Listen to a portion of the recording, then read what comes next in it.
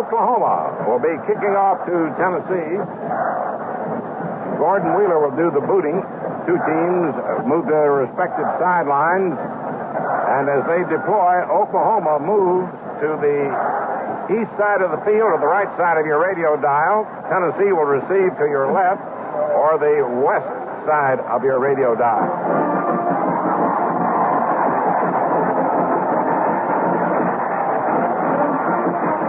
Tennessee very frequently, George, will use a tandem setup in their receiving with Charlie Fulton and Richard Flowers, so they can't kick away from Flowers, who's so speedy. We'll see whether they'll do that again tonight. Well, they had two of them back there, Mel, going they're right both back. There, but they're not lining up in a tandem.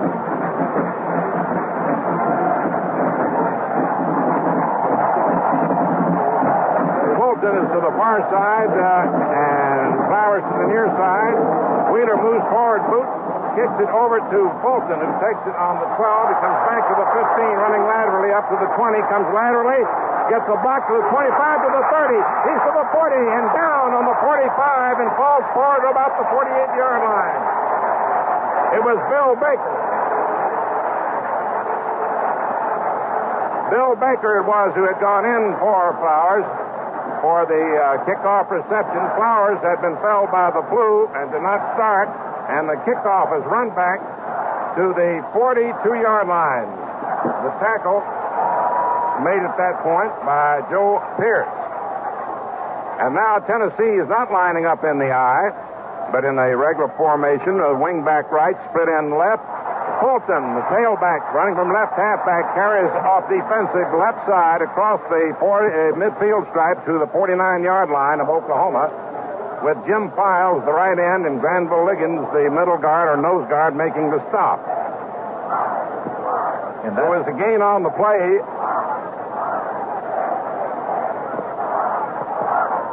To the 49-yard line. Started on the 47. Once again, wing right. End spread out to the left. Dewey Warren rolls out, throws a pass, and it is complete at the 45-yard line to Richmond Flowers, who had lined up on the far side as a split end, and Gary Harper, the roving man or the monster, made the tackle. And it is a third down situation coming up with about 1 to go, the ball on the 44. Flowers, as the flanker, simply went down and stood over there on the sidelines that time. I'm sure they were trying to get the first down, but he must have misgauged because they missed it by 1 yard. Now they line up in an I. The Dewey Warren carrying and keeping as he fakes on the option across the 45-yard line. Got very close to the first down with Gary Harper spearheading the defensive play for Oklahoma. He didn't quite make it. Fourth down coming up, and just inches to go. Joe Pierce also helped out on the play. And now dropping back into a safety position for Oklahoma is their speedy wingback, Eddie Hinton, but Tennessee's going to go for it. Tennessee's going to go for it, and now the secondary comes in tight, and the ball is given to the tailback. It's Fulton. He drives for the first down to the 35-yard line of Oklahoma, and a great hole open up through the middle. With Gene Cagle and Gary Harper, the monster, bringing him down. As Tennessee gambled on fourth down and made their first down and more as Charlie Fulton, running from tailback, went to the 35-yard line. First and 10 for Tennessee at that point. Now they line up in the I. With the split end right, Flowers on the right wing. And the keeper by the quarterback drives down to the 30-yard line. It's Dewey Warren, who carried the ball on the option play. He was stopped by Don Fremer, the right linebacker. The ball's on the 30, a gain of 5. It is second and 5 for Tennessee on the Oklahoma 30.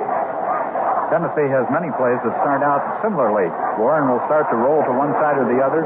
He can hand it off to a back going up off tackle. He can fake it to him and keep it, or throw a pitch out, or he can go back and pass from that same formation. Terry Dalton splits out to the left. Flowers out wide to the right. Warren with the ball. Fumbles and a pile up on the 33-yard line. Let's see.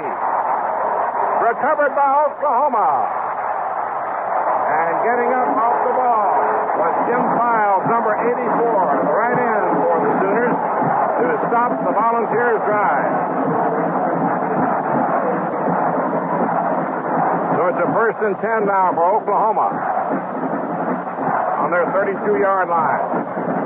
Bob Warmack is in there at quarterback. Mike Harper, the fullback. Steve Owen is the deep man. They line up with a flanker out wide to the left, and the ball is handed off to Ron Schatz, who's in the tailback spot on a slant off the left side of the Tennessee line, getting to about the 35. Stopped by Steve Kiner. Ron Schatz had gone in at fullback. A gain of 3. 2nd and 7 on the 35-yard line of Tennessee. So we have Warmack at quarterback, Harper at full, and Schatz. Harper at full and Schatz at the tailback spot. And this time on a keeper by the quarterback, he comes wide down the near side of the field, past the 40 to 45, and out of bounds just short of midfield as Bob Warmack, the wicked worm, really scrambled as he rolled out, faked to his fullback and tailback, and on a wide rollout, he kept him wet. And it was a very nice fake by Warmack there, because I think a good number of the Tennessee defenders thought that somebody else had the ball. Warmack came around there in what you could not call a naked reverse, because he came to the strong side, but made a very excellent fake and decoyed the defenders in toward the middle. Jim Killingsworth splits out wide to the right. Hinton is the wingback. And the ball is handed off to the tailback on a drive straight up the middle. That was Ron Schatz, who got past midfield into Tennessee territory.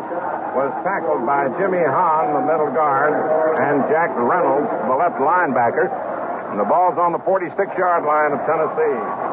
We have a guessing contest going on here. We will have all evening when Oklahoma has the ball, because the Tennessee defensive linemen quite frequently slant one way or the other instead of changing straight ahead. So the Oklahoma quarterback all night long will be trying to outguess them and run the other way.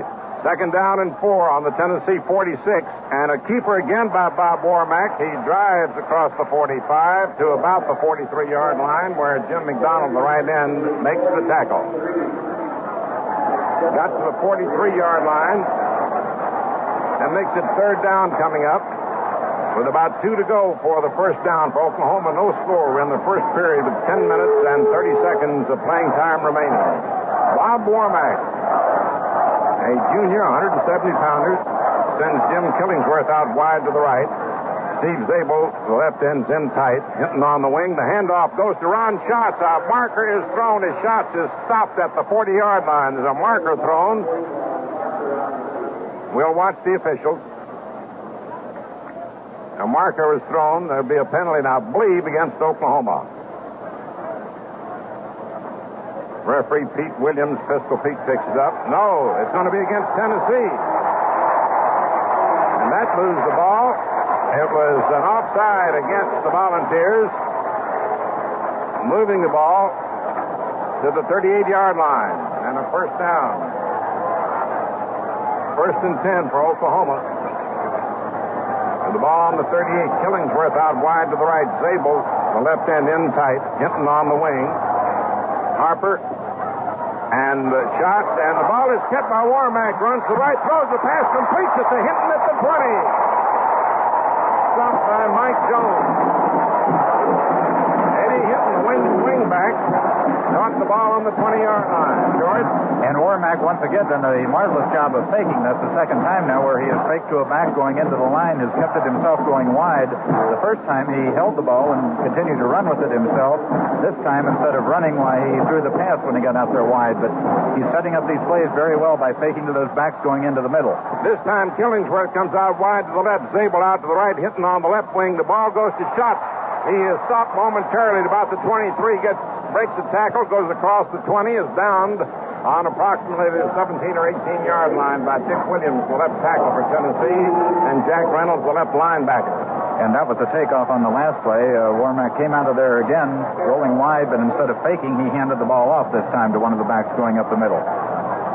Second and 7 for Oklahoma on the Tennessee 17 as the Sooners put on a drive. Killingsworth comes wide to the left this time as they go formation left. Hinton on the left wing. Zabel is a tight end on the right. Schatz is the tailback. Harper the fullback. Warmack keeps, fires a pass incomplete, intended for Hinton at the 10. With Al Dorsey, All-America, a defensive right halfback for Tennessee in there to help break up the pass. Now we'll have a substitution for the Volunteers with a 3rd and 7 coming up on the 17. Oklahoma had flooded the left side of the field that time with 2 receivers. Hinton and Killingsworth were out there. Killingsworth deep and Hinton short. And they had the zone pretty well flooded with just one defender between them, but the ball was slightly underthrown. Once again, Killingsworth comes out the left. It's formation left, and Hinton comes out wide in a wide slot left.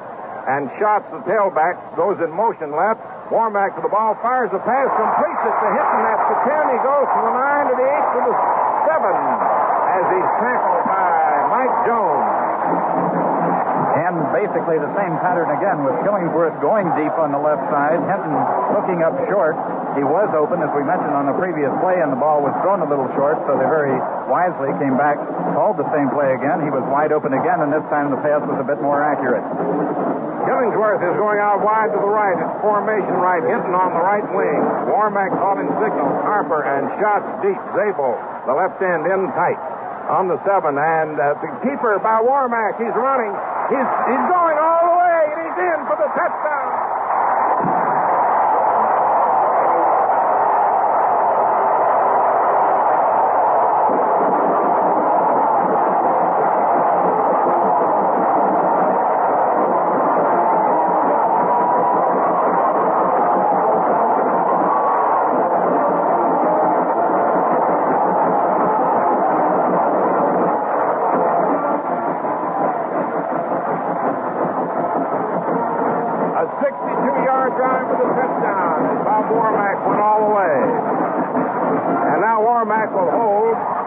Vachon will try the extra point as Oklahoma leads 6-0. Here's the kick. It's up, and it is good. The score, Oklahoma 7 and Tennessee nothing. There's timeout on the field with the score, Oklahoma 7, Tennessee nothing. NBC's Emphasis presents What is Happening Today. From the stories behind the headlines to an up-to-the-minute report, from the world of science and medicine, Emphasis covers all. This is Merrill Muller, NBC News, New York, with Emphasis Newsbeat. South Vietnam's President-elect Van Thieu makes a mockery of his own peace initiative, despite support from other countries. This is Carl Stern, NBC News, Washington, with Emphasis. Point of view, law beat. A new legal stumper. Can something be obscene if it's popular? By this time, the literature on Vietnam is measurable by the ton. Barbara Walters, Emphasis, what's new? Details of a conversation with President Lyndon Johnson. This is Bill Davidson, Emphasis Point of View.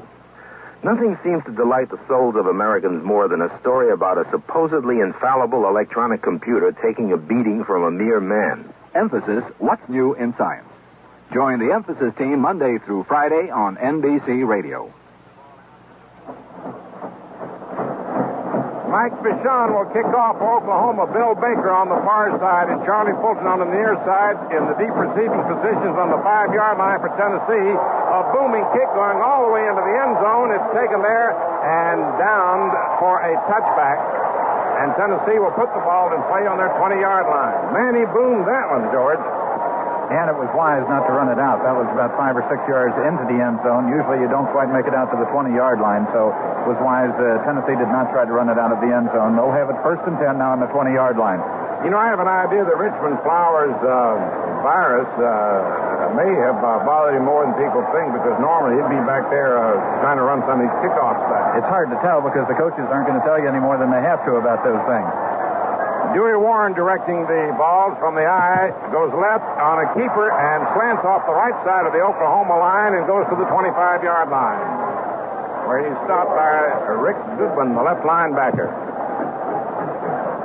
For the game, we mentioned that Tennessee is the one team supposed to have the explosive offense here. I think you'd have to call that drive by Oklahoma rather explosive. They certainly controlled the ball well, but it wasn't dull football, just running up the middle. Huey Warren's in at quarterback. Richard Pickens at fullback. Charlie Fulton at the tailback spot. Terry Dalton split end right as the pitch out to Fulton, and he is upended as he crosses the 25, and a beautiful tackle by Rick Goodman, the left linebacker, who refused to be blocked out. The forward motion after the tackle carried to the 27-yard line, just short of it. A gain of 2, so it's 3rd and 3 for Tennessee. Oklahoma leading by a score of 7-0 the first period with 7 minutes and 35 seconds of playing time remaining. Terry Dalton, split end out wide to the left. Ken DeLong splits out to the right.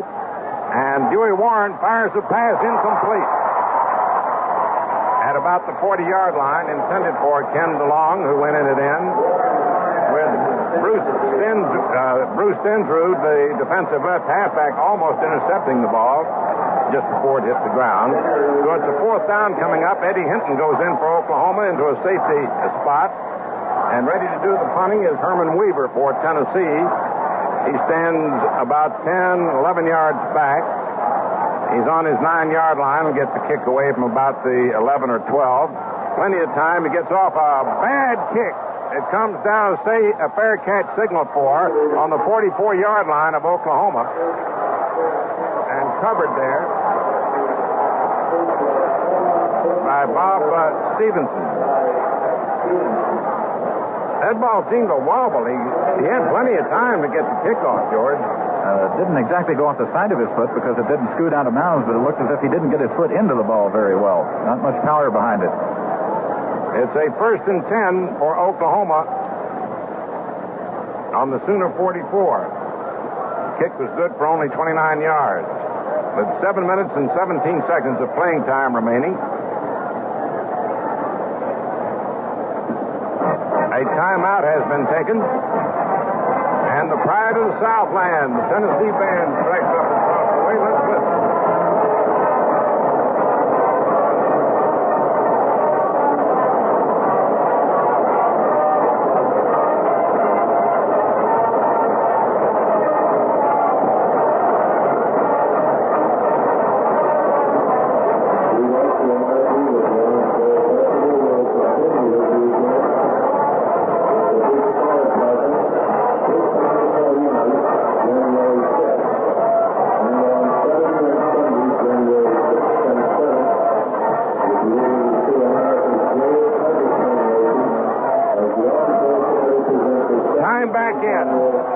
Goes out wide to the right. Oklahoma's ball. 1st and 10 on their own 44 and from the I formation. Bob Warmack directing the team. Hinton goes in motion. The fake to him. A handoff instead to Steve Owens, a fullback who cracks off the right side of the Tennessee line.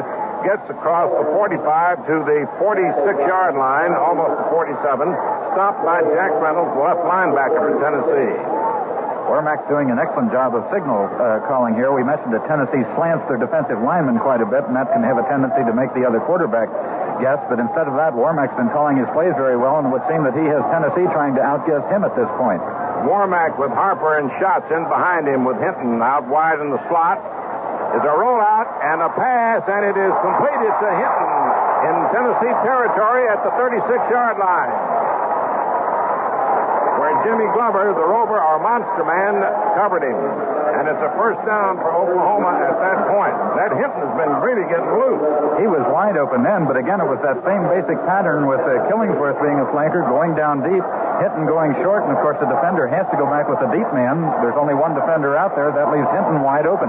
They spot the ball down on the Tennessee 37. And now it's a formation left with Hinton just outside the left tackle. The handoff is fake handoff, a keep, a pass to Hinton, complete. And then he fumbles the ball. He never had possession as he went across the out-of-bounds line at about the 27. Covered by Mike Jones, the safety man for Tennessee. It looked for a moment as if he had the ball. And slight variation that time. Again, Hinton was the short receiver, but that time Zabel was the man deep down the field for Oklahoma. Warmack throwing the ball very well. He laid that one right in there, and Hinton simply muffed it. He didn't keep his eyes on the ball, I guess, till it was in his hands. Jim Bates has gone in at middle guard for Jimmy Hahn for Tennessee. Jim Killingsworth out wide to the left. Hinton is in close to his left tackle. And this time Warmack comes back, fires the pass, and is it complete? No, incomplete at the 26-yard line. Intended for the tight end, Steve Zabel, who was covered by Steve Kiner, the right linebacker, and the left halfback, Jim Weatherford. So it is a 3rd and 10 situation coming up as the Sooners, leading 7-0 in the first period with 6 minutes, 27 seconds left, take to the air hoping to strike quickly and pile up a strong advantage. Killingsworth coming out wide to the left. It's a formation left. Wingback Hinton now moves out into the slot. And you've got Harper and shots deep. Warmack fades back, plenty of time, throws a screen pass to Steve Owens. Owens dives to the 45, to the 46 finally. Stopped by Steve Carroll. I said to the boys, going the other way to the 34-yard line. So it's a 4th down coming up. 7 to go. And Oklahoma may, at this point, attempt a field goal. We'll see. The ball's on the 34-yard line. And they're going to go into a punt formation. Gordon Wheeler back, standing on his own 48. Mike Jones, the safety man, and too much time is taken. A marker's thrown, and that'll cost Oklahoma 5 yards. I think, George, you were trying to decide whether to go for a field goal or not and lost too much time. I think they were. They ended up, as you say, in punt formation, and really losing 5 yards at this point on the field doesn't make much difference. I'm sure their kicker could put it into the end zone from the 50, from which point he'll be kicking now. He would have been kicking from the 45, so it really doesn't make any difference. Mike Jones drops back to about his 7-yard line. Gordon Wheeler takes the snap, gets the kick away from about midfield. And a beautiful high kick going plumb out of the end zone. So it'll be a touchback, and Tennessee will take over on its 20-yard line. And the Tennessee fans now start to cheer to urge the Volunteers on. You know, I'll bet he didn't try to kick the ball that far either. It looked like he was just trying to get it up in the air so his teammates could down it around the goal line, but that's just like golf. When you take the nice, easy swing, you know, that's when you hit it a mile. And he really hit that one, kicked it all the way through the end zone. Wind is not a factor. Tennessee first and 10 on their 20. Dewey Warren at quarterback with Pickens and Fulton in behind him at fullback and tailback. Walter Chadwick is in the tailback now and takes the ball and finds a big hole up the middle of the 30, 35, and drives to about the 40-yard line, where he's stopped by Bruce Tindrew. Walter Chadwick, who had gone in at tailback. And when he broke into the open, he almost lost the ball, and he had to recover that. If he hadn't, he might have gone all the way. He got great speed, but the ball started to slip as he broke through into the secondary, and I think that stopped him from really going all the way. I don't know what caused that, whether he was trying to change hands. Sometimes a ball carrier will try to change hands with the ball, and that will cause that. As a 19-yard gain, the ball's on the 39, it's a first down. And this time a pitch to Chadwick gets a block from Pickens, gets to the 40-yard line, as there is quick recovery by John Titsworth, the right tackle for Oklahoma. Now you got Charlie Fulton coming back in.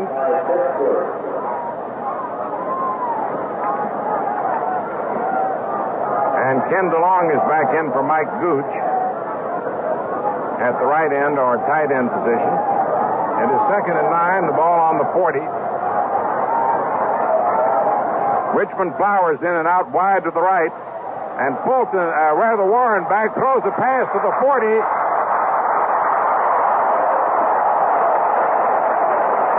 Fulton grabs it and goes to midfield, where he is stopped by Dick Peso, the left tackle. They sent a good decoy deep downfield and then through to Fulton. Don Frimmer, the right linebacker, also helped out on the play, and that's a first down for Tennessee. The Volunteers begin to move. 1st and 10, the ball at midfield. They've got Dewey Warren in there at quarterback. Mike Gooch goes back in at right end. Richard Pickens at fullback. Charlie Fulton's the tailback spot. They got a split backfield. And a fake handoff and a long bomb thrown deep downfield and overthrown. It was intended for Richmond Flowers. The Olympic hurdler asked for it. Had 2 men going down with him, but all 3 were overthrown. Oklahoma, the score is Oklahoma 7, Tennessee nothing with 3 minutes and 30 seconds remaining in the first period. Substitution.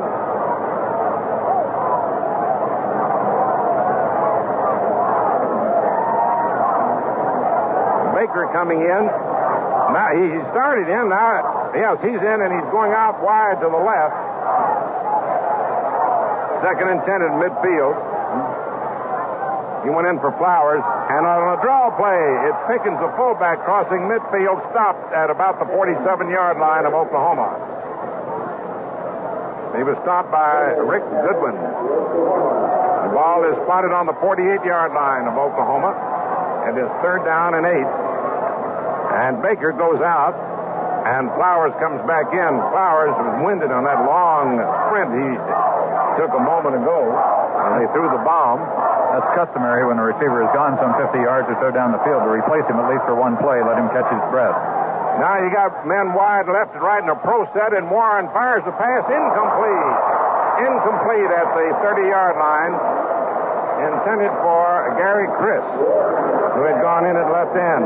They were in a pro set with men wide left and right, and only one back deep.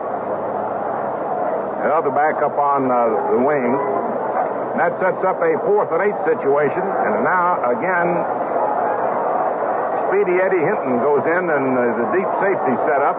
And doing the punting will be Herman Weaver. Gets the kick away from his own 45 to high kick, a fair catch signaled for by Hinton on about the 13 or 14-yard line. So the ball's aerial game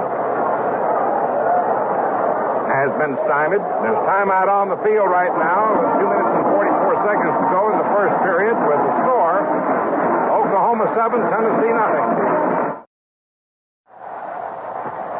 Time back in, 1st and 10 for Oklahoma on their own 13.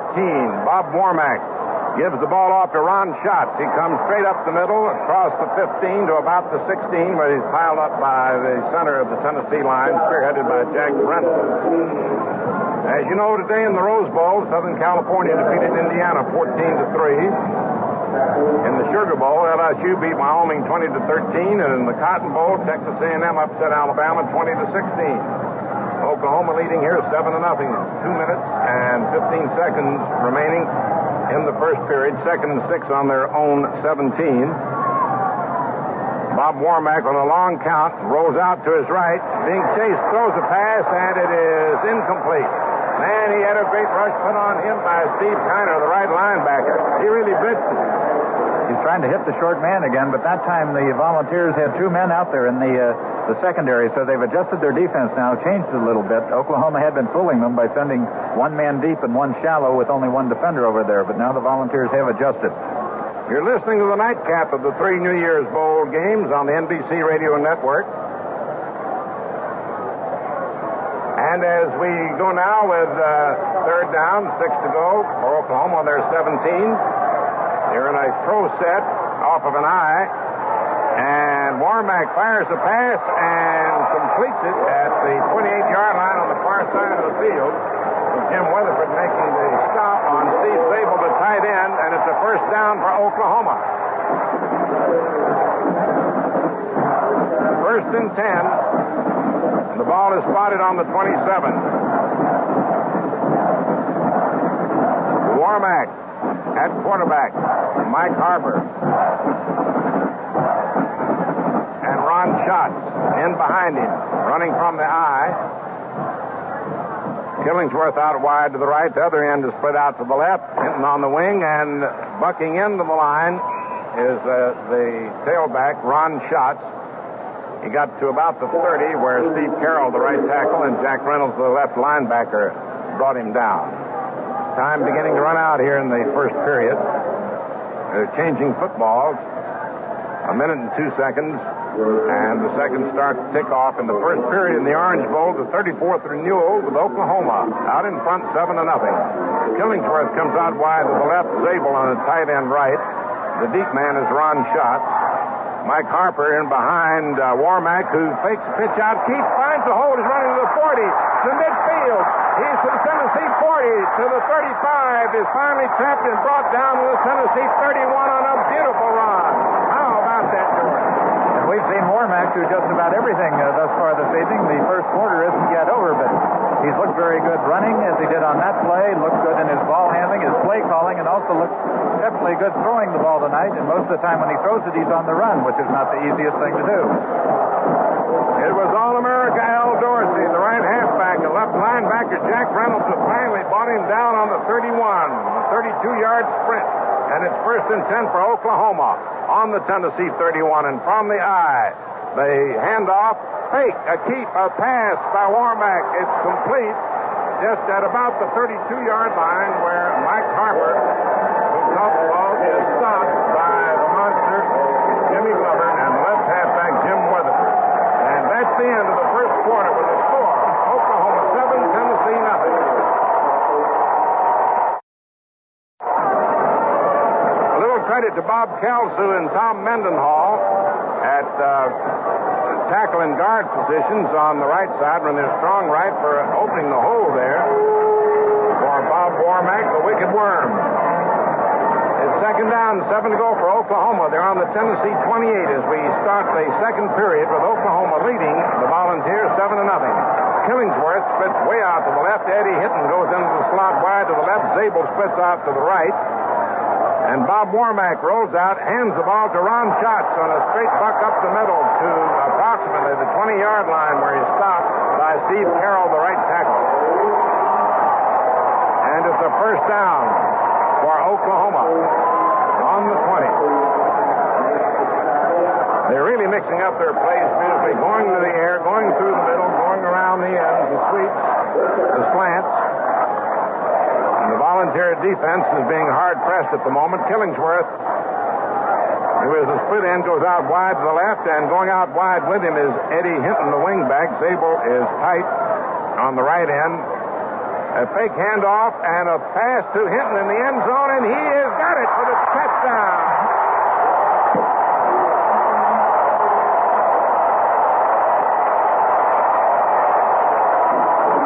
Threw it over Jimmy Glover. That's one of the few times that Hinton has gone deep. Usually they've sent another receiver down deep, and Hinton has gone short. That time they hooked up the one receiver who normally went deep and let Hinton run right by him. He became the deep man going down there, and that thoroughly confused the Tennessee defense so that Hinton was open in the end zone.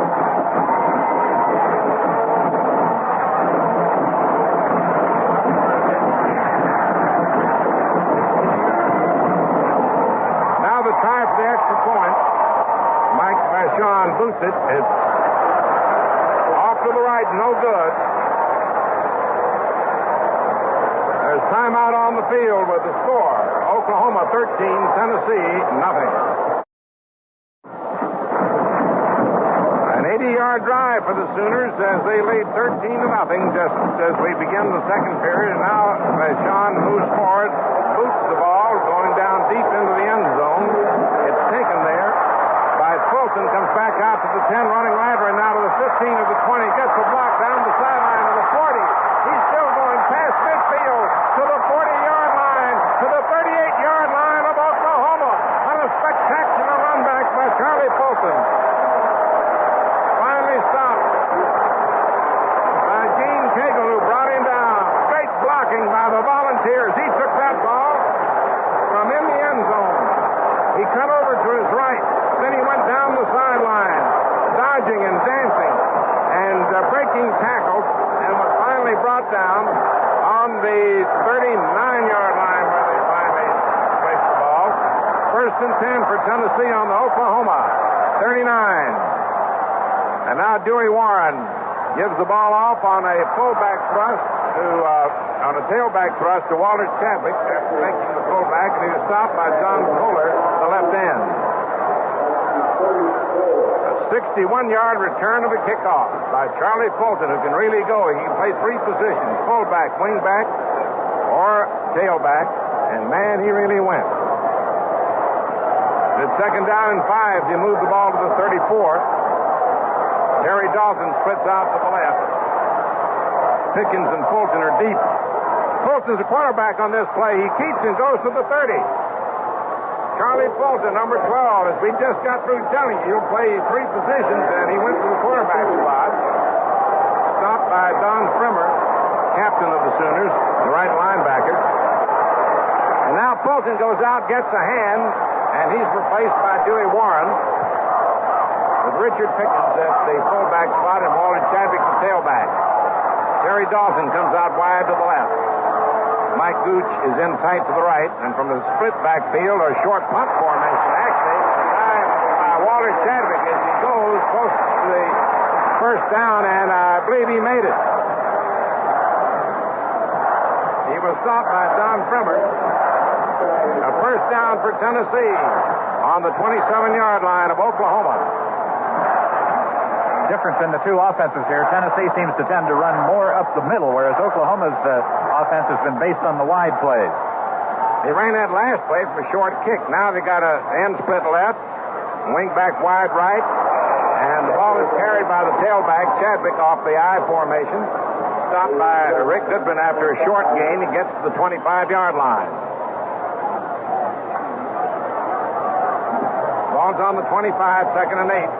A little better than 12 minutes of playing time remaining in the second period, with Oklahoma leading Tennessee by a score of 13-0. The numbers 2 and 3 ranked teams in the nation, Tennessee and Oklahoma, each sporting 9-1 records on the season. Again, from the same formation. The give is to Pickens, and he is hit behind the line by Granville Liggins, the All-America middle guard, or nose guard as they call it, at Oklahoma. And he lost a little bit, I believe, on the play. 3rd and 9 on the 26. Tennessee is keeping the ball on the hash mark over on the far side of the field. They show a marked tendency to run back toward the weak side of the field or toward the sidelines rather than to run toward the open side. Of course, that's normal because the defensive team you're playing against will normally set up their strength toward the open side of the field. Terry Dawson's a tight end right this time. As Dewey Warren comes back, fades. He's being chased and dropped back to the 34. He was trying for Ken DeLong to get open. Ken DeLong had come over to the near side of the field toward the 5-yard line, but Warren just didn't have time to wait for him and had to eat the ball, with Granville Liggins leading the defense for Oklahoma, helped out by Dick Peso, the left tackle. So it is 4th and 17 on the 34, and it'll be a field goal attempt now by Carl Kremser, with Warren holding. He's the boy that was born in East Germany and kicks soccer style. The snap, the spot, the boot, it's high. It's going to be short, however. He has kicked, he's kicked them over 50 yards in practice, and in fact won 64 yards in practice. That ball had the direction and had the height. It just dropped about 8 yards short. There's timeout on the field with the score. Oklahoma 13, Tennessee nothing.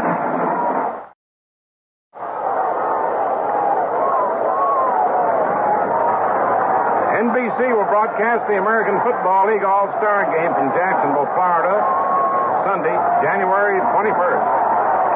It was a touchback for Oklahoma. They have the ball 1st and 10 on their own 20, and with Bob Warmack directing the team from an eye, he fakes and keeps. He's being chased, and he breaks one tackle, finally goes out of bounds after losing yardage all the way back to about the 12. Number 74 was the first man, Dick Williams, the left tackle, who slowed him up. He broke that tackle, and then Neil McMeans, the left end, came on to force him out of bounds at the 13-yard line, actually. The nose of the ball is at that point. What do they call him? Just check that. Wait a minute. 10-15 is the 17-yard line. What do they call him? Make What it kind the of worm? 18th. Go ahead. What kind of worm do they call him? He's really slippery back there, isn't he? He sure is. The 18-yard line, it is 2nd and 12. This time the handoff goes to Steve Owens, and he slants off the right side of the Tennessee line to about the 25, where Steve Kiner brings him down.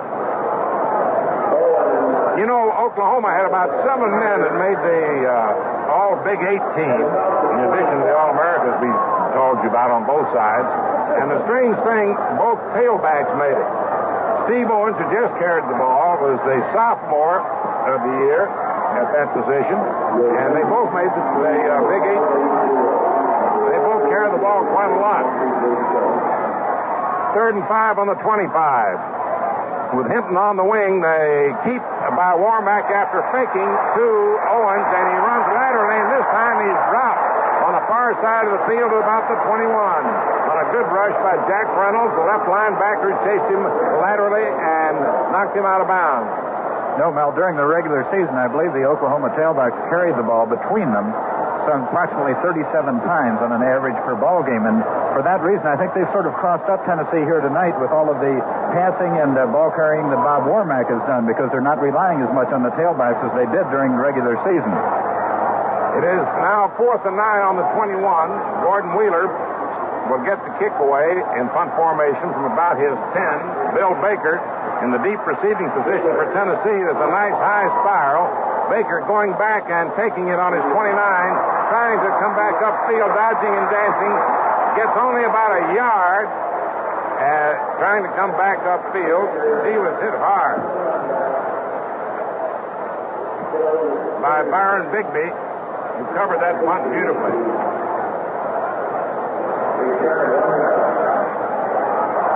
So now the Volunteers have possession, 1st and 10 on their 31. 50-yard kick. Dewey Warren directing the team from an eye with a split end and a wide flanker. And Walter Chadwick, the tailback on the handoff, tracks off the right side of his own line to approximately the 35-yard line, where Don Primer, the right linebacker for Oklahoma, stops him. The 34th Orange Bowl game.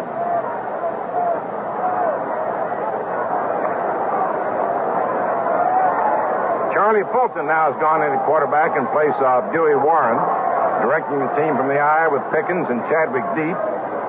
Wide men left and right. It pitches back now to Chadwick, the spinners to the 40, to the 45, and down short of the midfield stripe by Don Bremer. Well, that Chadwick can really go, George. He got a lot of speed. He had a nice hole there, too. He turned downfield and had a lot of open country there for 10 yards or so. The first down for Tennessee on the Volunteer 48-yard line. DeLong goes out at right end and is replaced by Mike Gooch. Gary Chris comes out wide to the left. And from the eye, a keep this time by Fulton. He throws a pass, and it is intercepted at the 30-yard line. And down goes the Sooner, Bruce Stensrud, who intercepted it on the 22-yard line of Oklahoma. The pass was intended for Gary Chris, but it was thrown a little short. And Bruce Stensrud was just standing there waiting for it and caught it belt high, and then was brought down and on his attempted return got it back to the 26-yard line before his forward progress was eventually stopped. Oklahoma's ball, 1st and 10 on their 26. Again, Bob Warmack directing the team from an eye. Gives the handoff on a buck up the middle by Ron Schatz, the tailback. He gets across the 30. They spot the ball down on the 33-yard line. Second down. And about 3 to go. The tackle made by Jack Reynolds and Jimmy Glover. Glover, the rover or monster. End spread out wide to the left. Hinton is the wingback left. The handoff once again to the tailback. Ron Schatz, who's stopped by Neil McMeans as he breaks through for the first down, getting across the 35 to the 37-yard line. And Oklahoma is now running more plays up the middle. In the first quarter, they were going wide almost every time they had the ball. But now as the Tennessee Volunteers have adjusted their defense, looking for the wide stuff, now Oklahoma is going up the middle more and more. Killingsworth out wide to the left.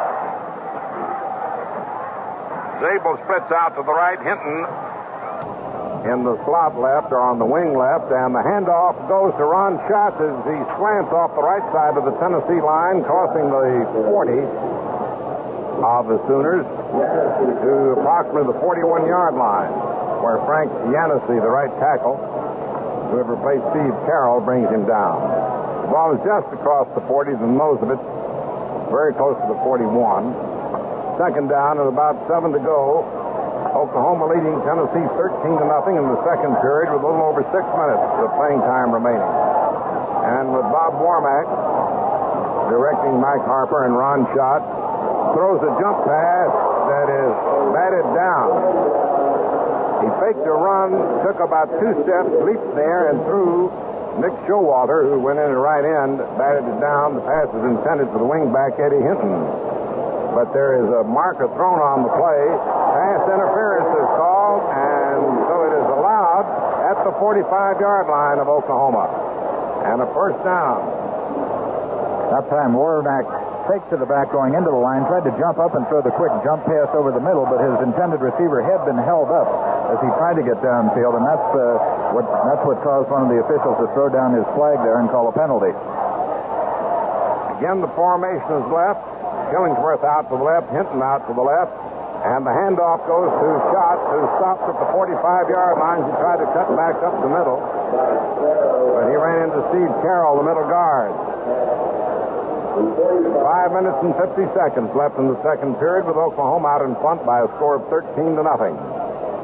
And the Sooners, coached by Chuck Fairbanks in his rookie year as a head coach, formerly played at Michigan State, are putting on quite a show as they're causing the fine Tennessee team a lot of headaches on their defense. Now they move the defense in quite tight, and Warmack rolls back, throws a pass. It's completed to Hinton at the 45, to the 40, down the sideline to the 35, and out of bounds on the far side of the field at about the 32 or 3.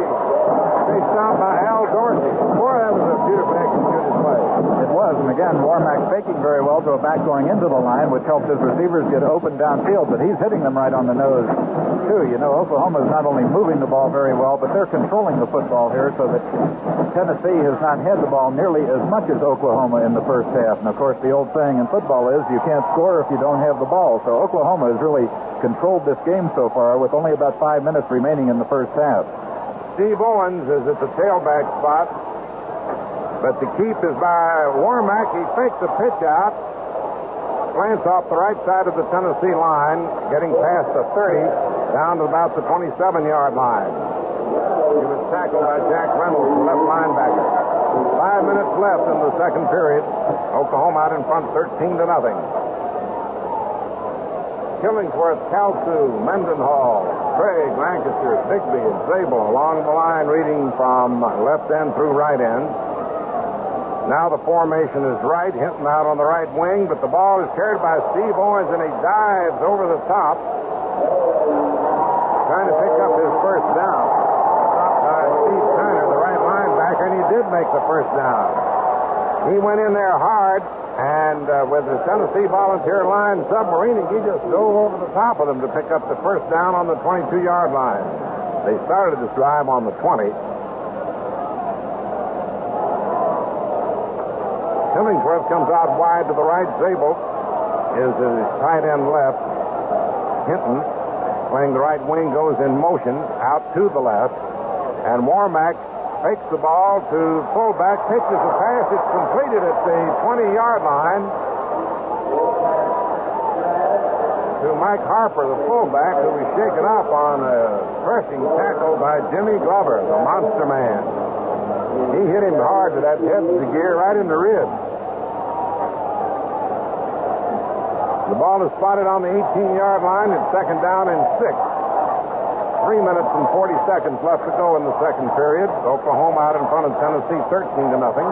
Formation left this time with Killingsworth out to the left. Hinton just outside the left tackle and from the eye. The ball is kept by Warmack, running to the 10 and across it to the 8-yard line and possibly down to the 7.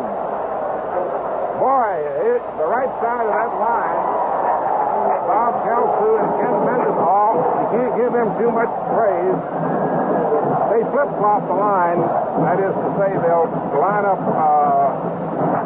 strong left or strong right. The ball is spotted on the 8-yard line. Killingsworth out to the left. Hinton on the wing. The ball is given to Steve Owens, and he dives up to the 5-yard line, just short of it, perhaps the 6, where he's stopped by Steve Kiner, the right linebacker.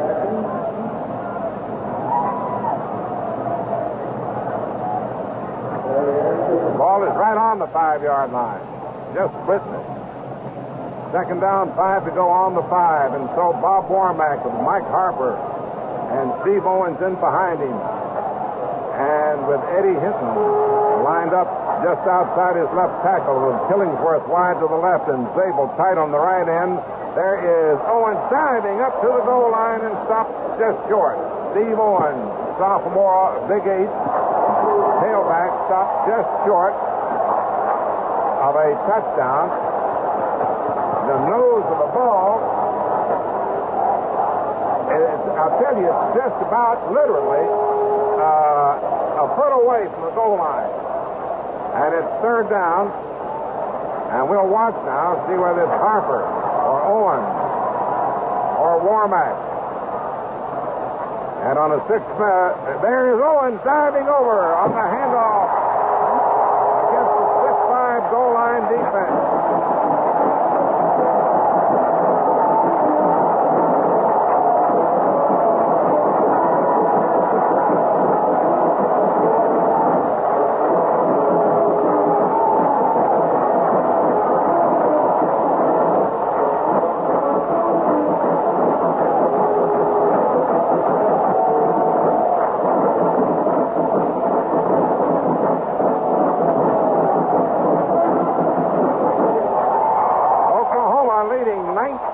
On their second consecutive 80-yard drive, and they're taking a timeout at this point, I believe, to decide to give Warmack an opportunity to come over to the sideline and talk to Chuck Fairbanks and decide whether or not to go for 2 points. They missed one conversion. So with the score, Oklahoma 19, Tennessee nothing. We remind you that this is the nightcap to the NBC Radio Network and New Year's football triple-header, and we'll pause right now, 10 seconds for station identification. This is Harry Downey. You're tuned to the bright sound in radio, WGY, WGFM, the General Electric Broadcasting Company stations in Schenectady, New York.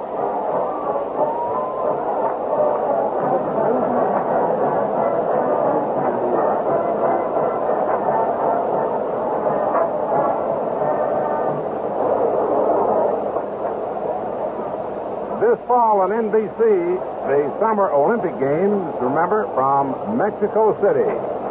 Pre-coverage starts October the 5th. Time is still out, 1 minute and 48 seconds. Remain in the first half as Steve Owens went over for the touchdown to give Oklahoma a 19-0 advantage. It's almost unbelievable the way that they have treated the Volunteers, ranked number 2 in the nation. But that's been the kind of day it's been for certain great rivals such as Tennessee and Alabama. Alabama's upset by Texas A&M. Sometimes form just doesn't stick. They're going to go for the 2 points. Bob Warmack has Killingsworth way out wide to the right in Hinton, and Warmack rolls out. He's going to throw and completes it to Mike Harper, the fullback. On a delay, he sent his end out, and he sent the wingback out, but there's a marker thrown on the play. The fullback delayed and went into the right end of the end zone, but there was a marker on the play. I believe they will nullify the 2 points. Again, on that play, Mel, that was very similar to these passes they've been throwing with Killingsworth and Hinton going downfield on the same side, but that time he just used them as decoys and threw out to the fullback. However, Oklahoma has been penalized now, and the ball is put back on the 8-yard line, so they'll have to go for it again. Back illegally in motion. He moved forward before the snap of the ball, cost him the 5 yards and the 2 points. Once again, Killingsworth goes out wide to the right. Hinton goes out wide with him. Zabel is on the left end. You've got Harper and Owens in behind Bob Warmack. And now Owens goes in motion out wide to the right, making almost a triple flanker. And who's going to... Now, Warmack Keats is going to run with the ball, and does he make it? No, he missed it by about a yard. He reversed his field. He had a triple flanker set up with that man in motion out to the right, and then he suddenly spun as the three men were covered, went to the left, and was driven out of bounds by Jack Reynolds, a yard short of the conversion. So that the score remains Oklahoma 19 and Tennessee nothing. They set that triple flanker up pretty neatly, George. They do, and I'm sure that Tennessee is beginning to shudder every time they see that pair, Killingworth and Hinton, set out there together because they don't know what they're going to do now. In the early stages, it was always Killingworth deep and Hinton short, but now they've crossed them up. Sometimes they'll hook up Hillingworth and send Hinton down short. So the Volunteers don't know what Oklahoma's going to pull on them now. Richmond Flowers is in the ball game now for Tennessee, standing on the goal line to the near side. Bill Baker, along with him, over toward the far side. Mike Vachon will kick off for Oklahoma.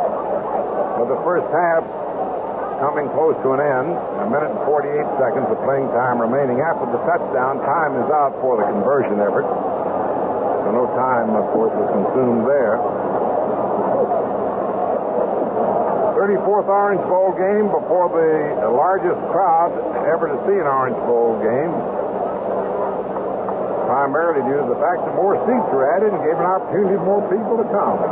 Should have about 77,000 here tonight. All right, we're ready. The end of a long day of football, but exciting football on NBC. The Rose Bowl, the Sugar Bowl, and now the Orange Bowl. Roses are sweet smelling. Sugar is sweet tasting. And so are oranges. All right, here we go. Mike Vachon boots the ball low. A bouncer that is going down to Flowers, takes it on the 15 to the 20, running laterally. He's grabbed and spun down on the 20. Great tackle by Bruce Tindrew.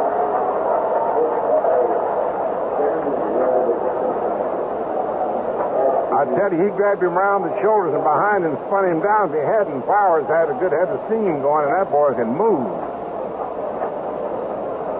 So it's Tennessee's ball, 1st and 10 on their 20-yard line. Dewey Warren, Richard Pickens, and Charlie Fulton in the I formation. Flowers on the wing, and a pass being thrown goes out of bounds, intended for Gary Crisp. He was being covered by Jim Files. Dewey Warren is a quarterback. He's had 59% completion during the season. Richmond Flowers in at wingback. Who's that going out? Is Flowers going back out again? No. Fulton. DeLong went out, 82. Gooch is in at the end. And Dewey Warren with the ball fades back, throws a pass, and it is completed at the 40. And down to the 45 goes Richmond Flowers. Got out in the open on a down and in pattern and was tackled by Steve Barrett, safety man for Oklahoma. And it's a first down for the Volunteers. Richmond Flowers obviously has to be, as you can see now, such a great factor in the success of the Tennessee offense. Extremely dangerous receiver.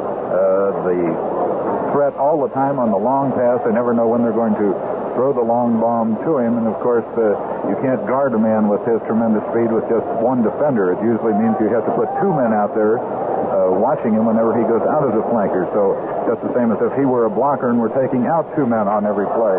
You mentioned before, Mel, that Dewey Warren completed 59% of his passes during the season. Something sort of amazing to me as the next quarterback was the fact that the other two Volunteer quarterbacks also hit over 50% of your passes. And you very seldom find that on any football team where you'll have three quarterbacks completing over 50% of their passes during the season. In fact, it was shown before the ball game that Warmack of Oklahoma had also completed over 50% of his passes, but from a percentage completion standpoint, he would rank fourth of these four passers here, but all the passers hit over 50% this year. That's right. Warmack completed 53%, Warren 59%, Charlie Fulton 63%, and Bubba White 53%, 53.6%. So we've got some boys here tonight who know how to throw the football very well, but Warmack has certainly shown us, I don't care what percent he had this season, but he's not only throwing the ball well, he's running it well, and he's directing his team as well as any quarterback I've ever seen. All right, Tennessee ready to move now with Ken DeLong back in at right end.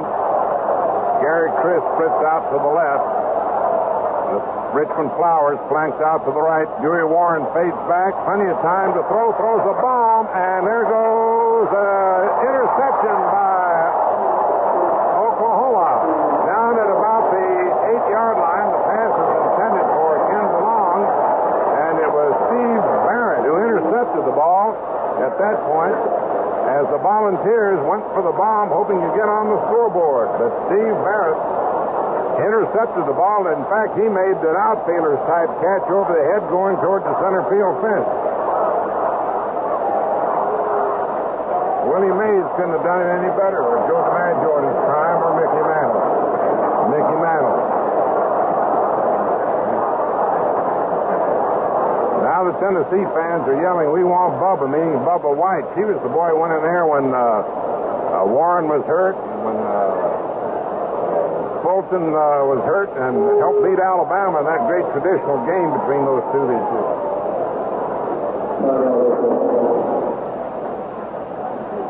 I would imagine at this point, with only a minute and 14 seconds remaining in the first half and having a 19-0 lead, that Oklahoma will play conservative football here and just try to run the clock out. I don't think that they will gamble at all from this point on the field. The ball's on their own 7-yard line.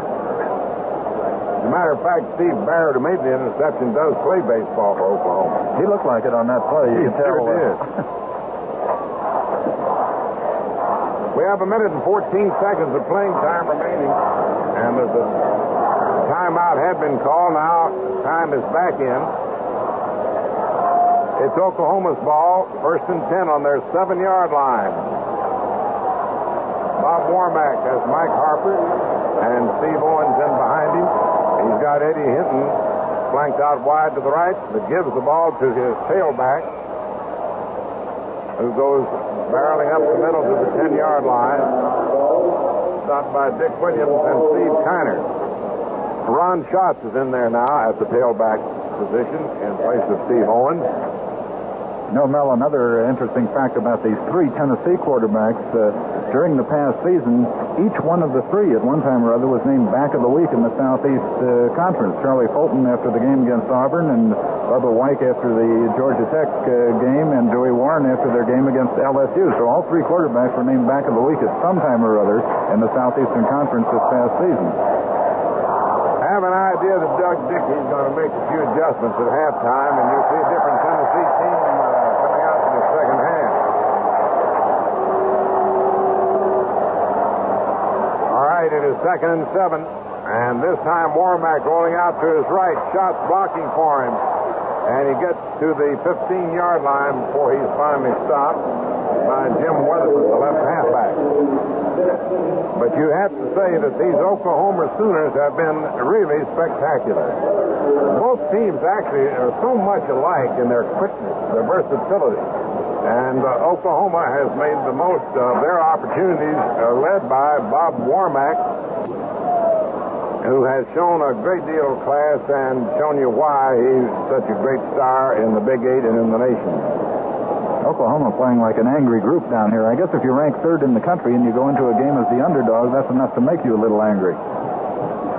3rd down coming up, 2 to go. The ball on the 15-yard line of Oklahoma. Formation out to the left, Eddie Hinton in the slot left. Killingsworth splits way out to the left. And Warmack keeps the ball as he shuttles to his right, finds the hole, comes up to about the 18-yard line. The clock is moving as Oklahoma picks up the 1st down. Jack Reynolds and Jim Weatherford, the left linebacker and defensive left halfback, made the tackle. And Oklahoma's asked for a timeout to stop the clock with 53 seconds left. Tennessee had been calling timeouts after each one of these plays. Tennessee, I meant to say called timeout. I think they called that one, too, hoping that they would force Oklahoma to kick, and that would give them some time to score. But, of course, all that goes for naught now because Oklahoma has picked up a first down. I believe Tennessee has used up all of their timeouts, so now Oklahoma can run out the remaining 53 seconds of the half. By the way, NBC Radio will broadcast coverage of the Winter Olympics from Grenoble, France in mid-February. Pre-Olympic coverage will start on Monitor Saturday, February 3rd, and continue to the conclusion on Sunday, February 18th. First and 10 on the 19 of Oklahoma. Oklahoma in possession. The handoff goes to Ron Schatz, the tailback, up the middle across the 20 to about the 22, where Steve Kiner, the right linebacker, stopped him. 40 seconds remaining in the first half. Oklahoma out in front by a score of 19-0, featuring two 80-yard drives. Oklahoma, of course, has maintained great ball control. Second and 8 on the 21. Killingsworth way out to the left. A keeper by Warmack. He faked as he took one step to his right with Schatz and Harper going out that way, faking a pitch out and then cutting back, getting to the 22-yard line. 6 seconds, 5 seconds remaining in the half. 4, 3, 2, 1, and that's it. That's the end of the first half of the score. Oklahoma 19, Tennessee nothing. As we get ready to start the second half in the Orange Bowl with Oklahoma leading 19-0, Tennessee will kick off. Karl Kremser, the boy who was born in East Germany, who kicks soccer style. 3 deep men for Oklahoma: Eddie Hinton, Rick Baldridge, and Steve Owens.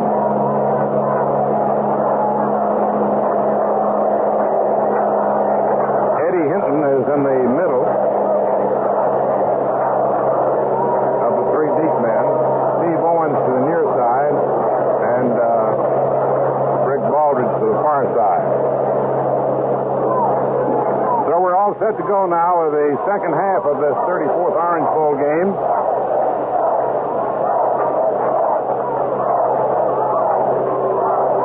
Tremendous show at halftime. If you ever have the opportunity, come down and see it. Tremendous show here for several weeks, Mel, not just this football game, but the Orange Bowl Committee really puts on a 2-week show down here. It's just tremendous. The reason we were waiting a little bit for the kickoff, the scoreboard either had a short end, the lights weren't on. Now the lights are on, and it shows the score, and we're all set to go. All right, Pete Williams, the referee, blows the whistle, and Karl Kremser is all set to boot it. But instead, someone else kicked. No, it was Kremser, and it is taken on the 2-yard line by Baldridge. He comes back up to the 20-yard line where he is brought down. We'll see exactly where they spot it. On the 21-yard line, tackled by Neil McNean.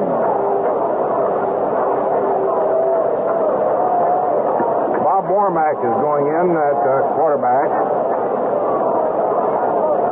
Karl Kremser, by the way, wears orange shoes. He's the only man on the Tennessee team that does because he's kicking off.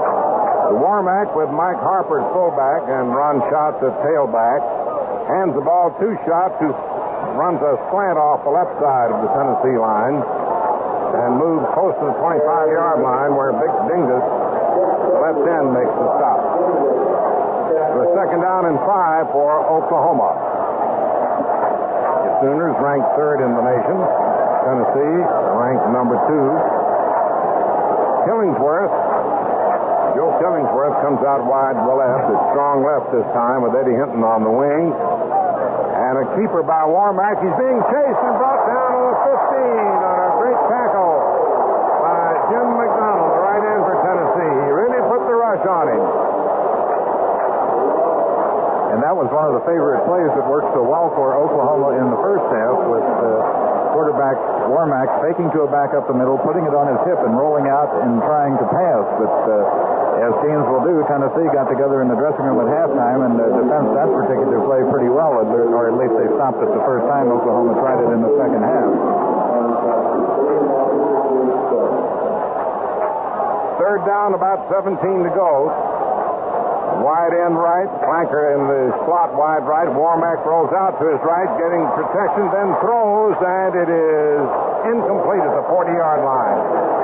It was intended for the wingback, Eddie Hinton, who is the counterpart in speed of Tennessee's Richmond Flowers, who hasn't seen too much action, most likely because of the illness that overtook him during the course of practice this past week. Jim Weatherford was over covering against the pass. It's third down coming up. Third and about 17, the ball on the Oklahoma 14-yard line. Steve Owens is going in. It's fourth down, rather, coming up. Gordon Wheeler is going in to do the punting. And Bill Baker drops back in a single safety setup.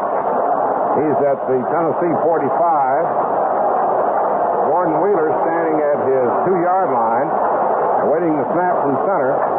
Fullback back to protect, taking a lot of time. He gets a high, booming kick taken on the run. This field by Baker to the 45 and down on the 40 of Oklahoma. Got a line, it was high, but still kind of a line drive type kick that Baker was able to grab on the dead run and moved it beautifully to the 40-yard line of Oklahoma, where Ken Mendenhall made the stop. Tennessee's ball, first and 10 on the Oklahoma 40. Running from the I formation. With the flank out wide to the right. Dewey Warren on a keeper running to the short side of the field. Went off the right side of the Oklahoma line for short yardage. To the 37. Where John Pittsworth and Jim Files, the right tackle and right end, made the stop. Now Baker is coming in for Flowers at the wingback spot for Tennessee. Flowers seemed to be limping a little bit there when he came back to the huddle after that last play. Gary Chris comes out wide to the right. Pickens and Fulton. Fulton going in motion from the tailback spot. Warren fades. He fires the pass. It is completed at the 25 to Gary Chris. And he's downed as he tried to cut back at the 25-yard line by Rick Goodman. Beautifully thrown pass by Dewey Warren, who is showing now some of the class that he has shown all during his Tennessee career, and about which George Capito told us a little while ago, George. And Tennessee is now using effectively some of the things that Oklahoma used against Tennessee in the first half, namely flooding his zone, putting several receivers on one side of the fielding and hitting the one that's open. Chris is wide to the left, wingback out wide to the right. The handoff goes to Charlie Fulton, the tailback, breaking off the left side of the Oklahoma line, where Don Primer, the right linebacker, made the stop. Richmond Flowers is back in at the wingback spot. The ball is spotted down on the 21. It's 2nd and 6 for Tennessee. Oklahoma leading 19-0. We're in the opening moments of the third period. Gary Chris out wide to the left. And in the wingback position, just outside the left tackle, is Richmond Flowers. Pickens and Fulton in behind Dewey Warren, who rolls back out, throws a flare pass out to Fulton. He's in the open almost, and then is finally down on the 10.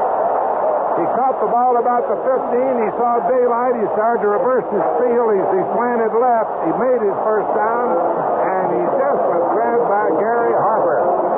The monster for Oklahoma, who was their starting fullback last year, was beaten out by his brother Mike Harper this year. And plays defense. He almost went all the way. He was trying to get down there behind Bob Johnson, the All-American center, who was trying to get downfield to block, but they ran right into each other downfield. Now from a split backfield setup, and Richmond Flowers out wide to the left. Dewey Warren rolls out to his left, looks for Flowers. He hits him at the 10-yard line as he went out of bounds, covered by Bob Stevenson.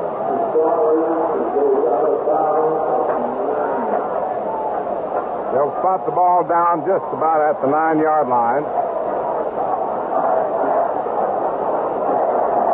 Instead of running out of the eye, they'll put the backfield in a split setup, or with the tailback and fullback alongside. This time, two wide men and a wingback, and Joey Warren rolling out looking for a man, throws a pass incomplete in the end zone. It was intended for Richmond Flowers. He had his hands on the ball but couldn't hold it. Steve Barrett was in there trying to cover, but it's just a case of Flowers not being able to hold on to the ball. And they may come back with the same play. I wouldn't be surprised if they didn't call that play again, because Flowers was wide open in the end zone. Now he's going out of the ball game, but his replacement may be able to get open on the same pattern. And of course the defense doesn't expect you to come back with exactly the same play again. Baker just replaced Flowers. And let's see now. Gooch is in there. And the ball is being kept by Warren. He can't throw it. He found nobody open, and he's dropped at about the 15 with Dick Peso, number 79, making the tackle, helped out by John Fitzworth, number 78. And Granville Liggins, the All-American. We may not have called his name a lot tonight, but he's been in on a lot of plays. And I'll tell you, they did come back with the same play, and Baker, who replaced Flowers, was wide open in the end zone, but it was just a case of the quarterback not seeing him there. But the same man was open in the end zone on that pattern. Flowers is back in and comes out wide to the right this time. Formation right. And Warren throws his pass, and it is incomplete at the 14-yard line. On that 4th and 12 situation, covered by Gary Harper, and the Tennessee drive is stopped. Walter Chadwick was out too.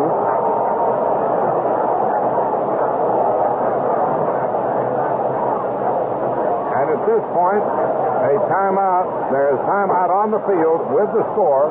Oklahoma 19, Tennessee nothing. 1st and 10 on their own 14 with Bob Warmack on a keeper. Sliding off the left side of the Tennessee line, going for short yardage. With Mike Harper and Ron Schatz in behind him, and with Hinton on the wing. Stopped by the left side of that Tennessee line. Dick Dingus, Dick Williams, Steve Carroll. The ball's on the 19, 2nd and 5. Joe Killingsworth comes out to the near sideline, split way out, with Eddie Hinton, the wing back, in the slot. Harper and the tailback carrying the ball, and it is Steve Owens who is in the tailback in place of Schatz, who carried the ball and was stopped by Frank Yancey, the right tackle, along with Jack Reynolds, the left linebacker. Moved the ball to the 22, making it 3rd and 2.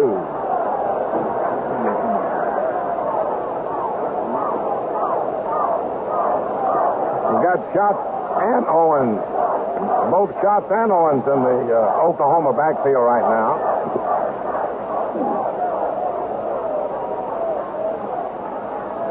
Now it's Schatz out and Owens in, and on a burst up the middle by Steve Owens, he goes for the first down to about the 26-yard line, where Frank Yancey and Jack Reynolds collaborate on the tackle for Tennessee.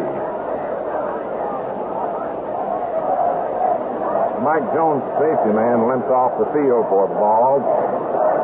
Probably replaced by Dave Murphy. We'll double check it. 1st and 10 on the 26. Running from the eye.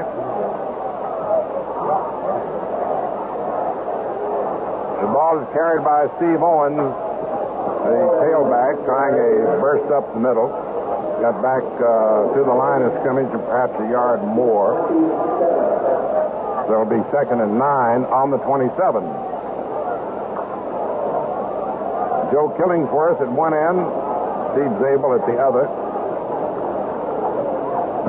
Along the line for Tennessee, up front, you've got Dingus, Williams, Carroll, Yancey, and McDonald. Killingsworth is split wide out to left to keep by Warmack. He pitches to the wingback coming around behind him, Eddie Hinton, who goes wide and knocked out of bounds, and he crosses the 30-yard line.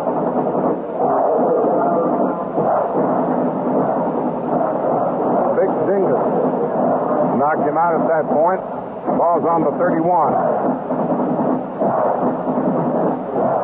Third down and 5 for Oklahoma.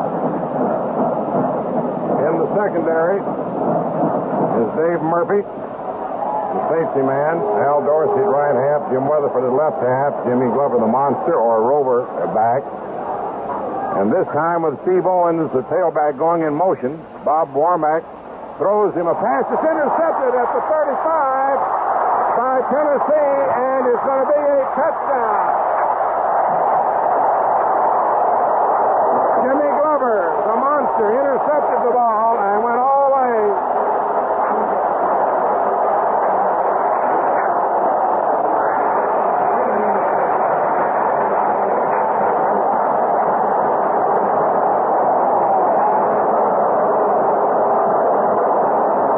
Jimmy Glover, the monster, intercepted that pass at the 35 and went all the way for the touchdown to make it 19-6. Now the Giants the extra point. Carl Kremser kicked soccer style. Dewey Warren holding. Waiting to snap from center. Here it is, the spot, the boot. It's up, and it is good. And so with the score, Oklahoma 19, Tennessee 7. We remind you that this is the nightcap to the NBC Radio Network New Year's football triple header. We now pause 10 seconds for station identification. This is Harry Downey. You're tuned to the bright sound in radio WGY, WGFM, the General Electric Broadcasting Company stations in Schenectady, New York.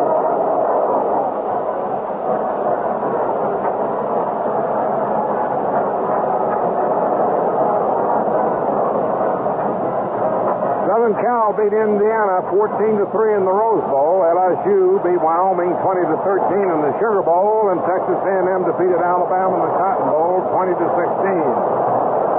And Tennessee, with its monster man Jimmy Glover intercepting that pass from Bob Warmack, running it back for the touchdown, may have changed the tempo of this ball game, George. Could very well. It takes something just like that to pick up a team such as Tennessee. And you had described Jimmy Glover as the monster man or as the rover man on the play just before that, and he roved in exactly the right place then. In this Tennessee defense, he's more or less an extra man, a free man toward the wide side of the field, and he was standing out there toward the wide side.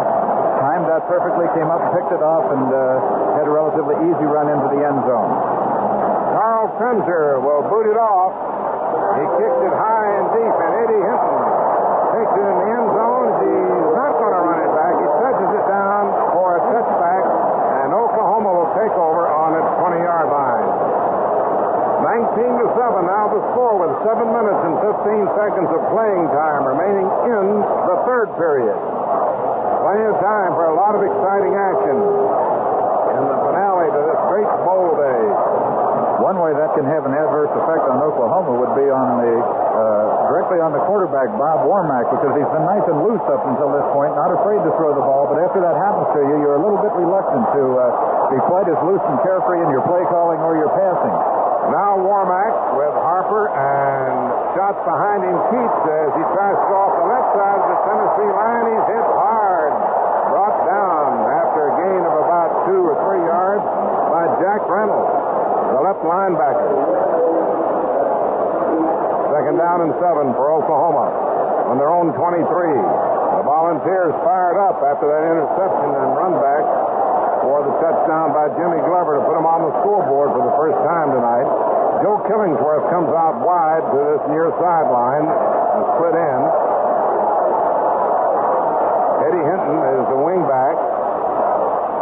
Warmack keeps the ball after faking the tailback, throws a pass. It's intercepted at the 30 by Tennessee and run back across the 20 to about the 18 by Eddie. It was intended for Eddie Hinton. It was intercepted by Jim Weatherford.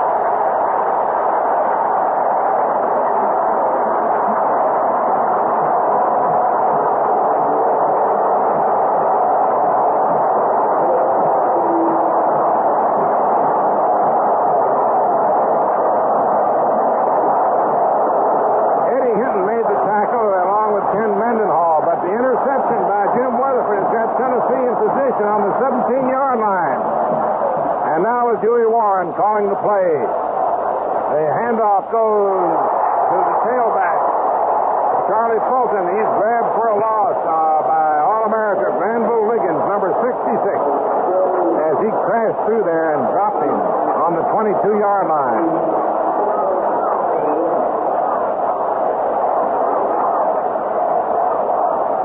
Let's make it to 21.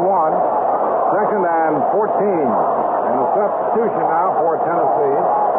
We'll pick up in a moment. Richmond Flowers goes out wide to the left as a flanker.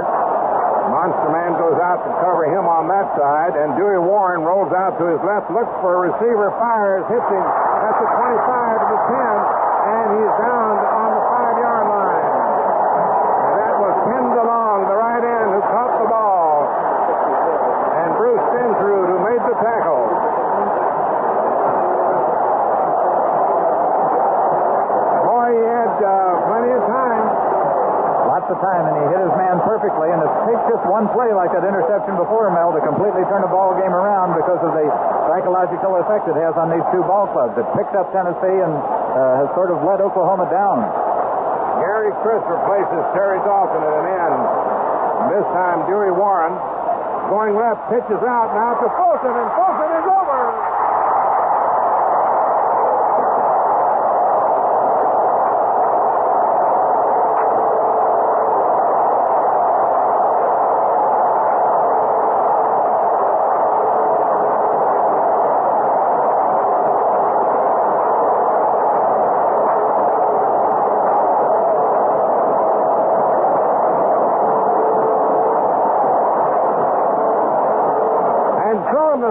Of less than 2 minutes, Tennessee is back in the ball game. Carl Kremser will try the extra point. Dewey Warren holding the boot. It's up, soccer style. It's good. There's time out on the field with the score: Oklahoma 19, Tennessee 14. 19-14. A brand new ball game. 5 minutes, 7 seconds left in the third period. Carl Kremser moves forward to boot it for Tennessee. Eddie Hinton waiting for it. He takes it on his 5-yard line. He's back to the 10, to the 15. Tries to come to the outside. Is down on the 20. Falls forward to the 23-yard line. Tackled by Jim Weatherford, the man who intercepted the pass a moment ago. And as George Randerman told you after the first interception, with this period halfway over, by Jimmy Glover ran it some 35 yards back to the touchdown. Bob Warmack might not be as loose as he had been, and he proved to be right back just as quick as you said it. Also, they had to make a first down or two here to give their defensive team a break. They've been on the field pretty much now. Oklahoma first and 10, and Steve Owens carrying the ball. Gets to the 25-yard line approximately, where he's stopped by Jack Sophomore, Big 8, tailback, tracking up the middle. Don Warmack and Mike Harper at the fullback position. Steve Owens at the tailback spot. Killingsworth goes out wide to the right. Zabel, the tight end, the left. Hinton on the wing. And the handoff, a fake, a keep by Warmack. He's being chased. Now he's running. And he gets to the 30-yard line. A fumble. And Tennessee recovers.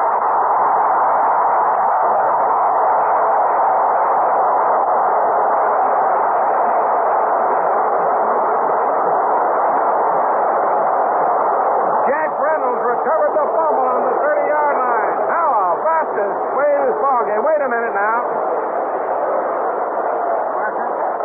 Giving it to... The whistle apparently had blown. The whistle had blown. You heard the crowd roar, but the whistle had blown the ball dead at the 30. Just short of the 30. So Oklahoma retains possession. 3rd and 3 on the 29. What a break. The whistle. A quick one maybe? I don't know. You heard the crowd roar. And a handoff now to Steve Owens, and he dives straight up the middle. Trying to go for that first down. Got very close to it. Frank Yancey made the stop. It's a first down for Oklahoma. And that's an important one because that'll put some life back into the Oklahoma team now. And also, as we mentioned before, it'll give their defensive unit a bit more of a breather over on the sideline. They've had a lot of pressure on them for the last 5 or 10 minutes, and important that they get a little rest over on the sideline. First and 10 for the Sooners on their 33. Harper and Owens in behind Warmack. Killingsworth out wide to the left. And it's Steve Owens carrying again across the 35 to about the 36. They're really running him as Jack Reynolds made the tackle. But to get back to that fumble, with all the noise, of course, we didn't hear the whistle, but it sounded, in fact, that one official did point the other way. Seemed to. And the roar of the crowd on the other side tended to indicate it. It probably was the umpire, and the referee had probably blown the ball dead before the fumble. Second and 7 for Oklahoma on the 36. And this time, Warmack rolls out, gets blocking from the tailback, throws to Hinton, incomplete at the 45-yard line of Tennessee. Al Dorsey was over to cover. Warmack's being very careful now to avoid the interceptions, and perhaps that's the reason that pass wasn't completed, because he had Hinton open. He was very careful and took a little bit too long, so by the time he got the ball to Hinton, he was out of bounds.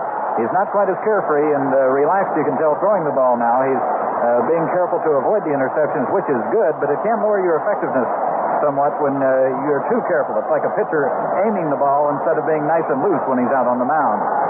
Jim McDonald really put some pressure on Warmack that time, the right end for Tennessee. Third and 7 for Oklahoma on the 36. Warmack comes back, straight back, fires, and it's incomplete at the 45-yard line. It was intended for the tight end, Steve Zabel. Covering was Jim Weatherford. And so that sets up a punting situation. And Gordon Wheeler goes in to do the kicking. Bill Baker drops back in the safety position.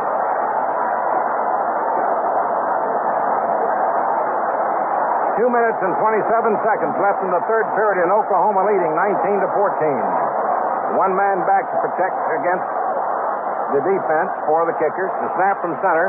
Wheeler gets his boot away from about the 28-yard line, gets off a nice high kick. Baker catches over his shoulder at the 10, gets back to the 5, then reverses his field to the 10 to the 15, and down at the 18. When I said he caught it on the 10, he was running the other way. He caught it over his head like an outfielder again, and his momentum carried him back to the 5. He came back upfield and finally was down by Bob Craig.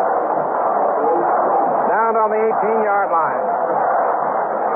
So it's Tennessee's ball on their 18 with 2 minutes and 14 seconds left in the third period, and Oklahoma leading 19-14. They were behind 19-0 midway through the third period. And now we'll watch as Richmond Flowers, it's just Flowers out here wide to the right, going in motion is Fulton out to the left, and the ball is kept and carried by Dick Pickens, the fullback, on a slant off the right side of the Oklahoma line, getting past the 20. He's stopped by Dick Peso, the left tackle. Got the ball to the 22.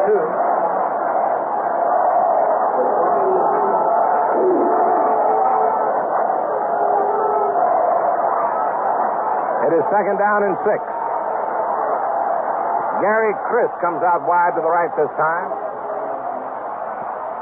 Flowers on the wing in the slot. A keeper this time by the quarterback, a marker on the play as Dewey Warren carried past the 25 to the 26. And a holding penalty, I believe, against Tennessee.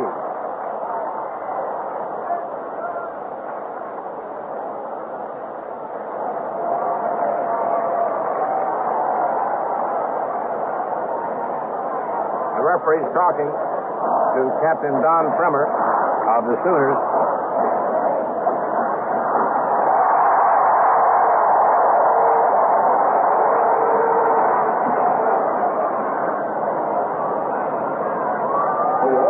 Stepping off a 15-yard penalty. Putting the ball back to the 12-yard line. Walter Chadwick goes in at the tailback spot in behind Dick Pickens. That's an important one there, too. Nothing's worse when you have your momentum up than to have it stopped by a penalty or a fumble or an interception. Hand out wide to the left. Chadwick in motion out to the right, and a handoff and an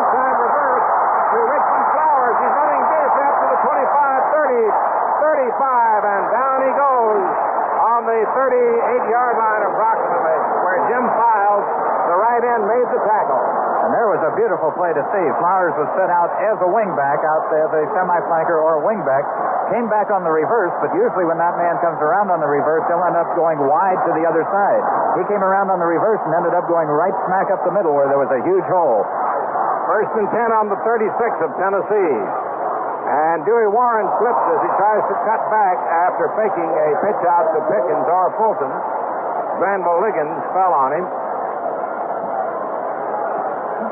The seconds are running out here in the third period with Oklahoma out in front by a score of 19-14.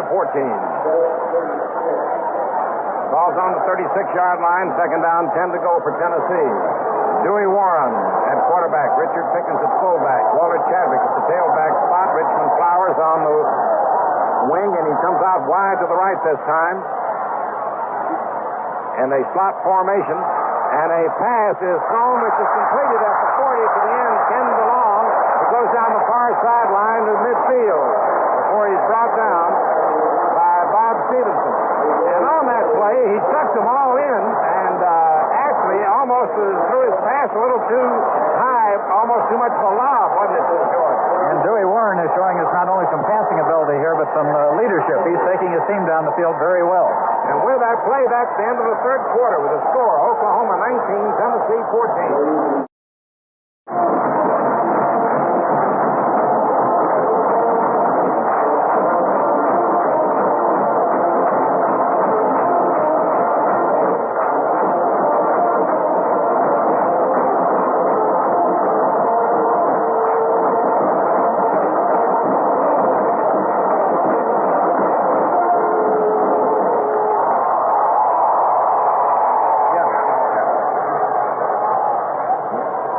We move into the fourth period with Oklahoma leading Tennessee 19-14. If you tuned in late, Oklahoma led 19-0 at the half, and all midway through the third period when two interceptions led Tennessee to two touchdowns, and they're back in the ball game.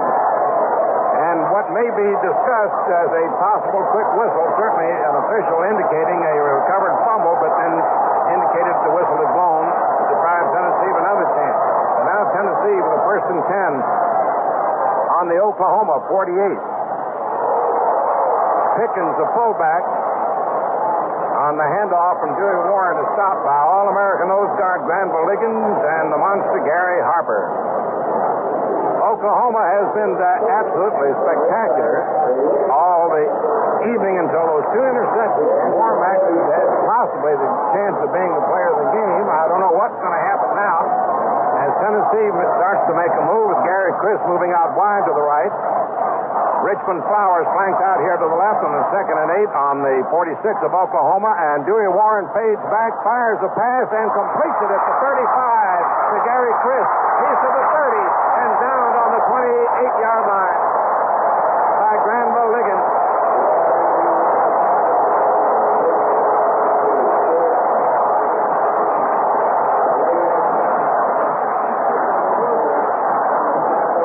That's a pattern that's been wide open here through the second half. Tennessee started the second half throwing that pass a couple of times with their receivers going wide and then breaking in toward the middle on sort of a button hook pattern. The Oklahoma defenders do not follow them in. They stay out wide, leaving these Tennessee receivers wide open as they come in a little bit toward the middle of the field. I think we'll see more of that here in the fourth quarter because those receivers are wide open. Tennessee has taken a timeout, has asked for a timeout here with 13 minutes and 52 seconds left to go in the 34th Orange Bowl game. Tennessee, defeated in its opening game by UCLA 20-16, beat Auburn, Georgia Tech, Alabama, LSU, Tampa, Tulane, Ole Miss, Kentucky, and Vanderbilt to get into the Orange Bowl.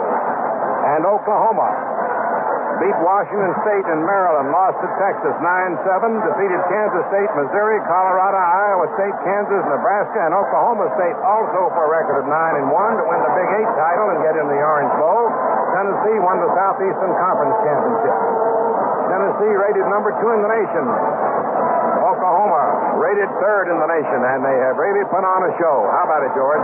Right now, you have 22 tired young men down on that football field, too, and very well the team in the best condition could win this football game because with 73 degrees here when this ball game started, and when you play games at this time of the year in 73-degree weather, it's something the players just aren't quite accustomed to. Perhaps early in the year it wouldn't affect them so much, but you can tell they're tired young men down there in that field now. All right, we're ready to go. Tennessee's ball, first and 10 on the Oklahoma 29. Running out of the I formation. Wide left and a flanker right, and the handoff goes to Pickens, the fullback, straight up the middle to the 15, down to the 11-yard line. Stopped by Bob Stevenson. And the Volunteers are on the move.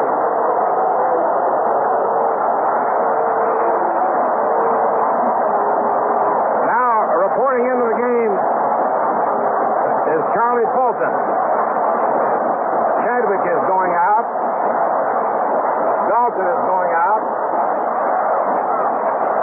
So we got Gary Chris split out wide to the right. Richmond Flowers in the slot.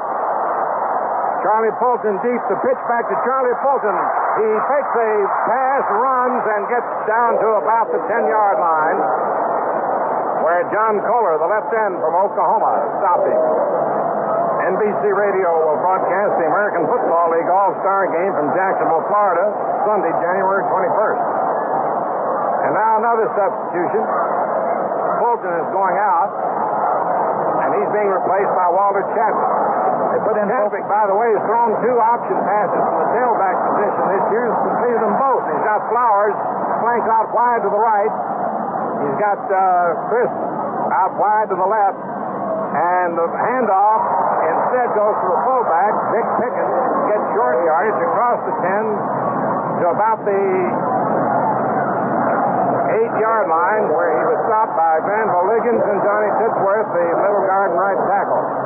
Fulton had been in on the previous play, and that was an option play that he ran. He had the option on that play of either running or passing. He raised his arm as if he was going to pass, then tucked it under his arm and kept it. Fulton has just come back in, and Chadwick's gone out, and you got Flowers out wide to the right, Chris wide to the left. And Dewey Warren fades. He's looking. He's throwing. The ball is batted down. Back in the backfield. And it was John Titsworth with Granville Liggins also in on the play. And now Carl Kremser comes in with a 4th down and 8 situation. The ball on the 9. And with Oklahoma leading 19-14 with 12 minutes and 27 seconds left, he will attempt a 16-yard field goal. Dewey Warren holding, kicking soccer style, wearing the orange shoes. Here's the kick. It's up, and it is good. There's timeout on the field with the score: Oklahoma 19, Tennessee 17. 19-17, and Carl Kremser ready to kick off. 3 deep men for Oklahoma, and the kick is high, and it is going to be taken by Hinton on the 2. He's back to the 5, to 10, to the 15, straight up to the 20, to the 25, and down he goes on about the 28-yard line. And as George Ratterman and I were talking, as you look back in retrospect, Oklahoma missed at one try for an extra point, went for a 2-point on another occasion, made it, but it was canceled out by a penalty. And so the score is 19-17. Well, for that one, they only have a 2-point lead instead of a 4-point lead at this point. And Oklahoma really needs some first downs here, again, to run some time out on the clock, to score if they can, but also to give their defensive team some rest on the sideline. The handoff this time goes to Ron Schott, straight up the middle. On this 1st and 10 situation with the ball on the 33-yard line now, makes it a 2nd and 4. He picked up 6 yards, returned 27. Steve Kiner made the stop. The ball's on the 33. 11 minutes and 50 seconds still to go in this game. Killingsworth out wide to the right. Hinton on the right wing in the slot. The ball goes to Schott, and he gets to the 35-yard line approximately, where the right side of that Tennessee line stopped him. With Steve Kiner, the right linebacker, helping out Frank Yancey and Steve Carroll and Jim McDonald. The ball's on the 35. It's a 3rd and 2 situation. 19-17, Oklahoma leading Tennessee. And this crowd is going wild over the turn of events starting with the middle of the 3rd period when Tennessee came from behind 19-0. Joe Killingsworth out wide to the right once again. This time a keeper by Warmack rolling out wide to the right, being chased laterally and out of bounds at the 36-yard line.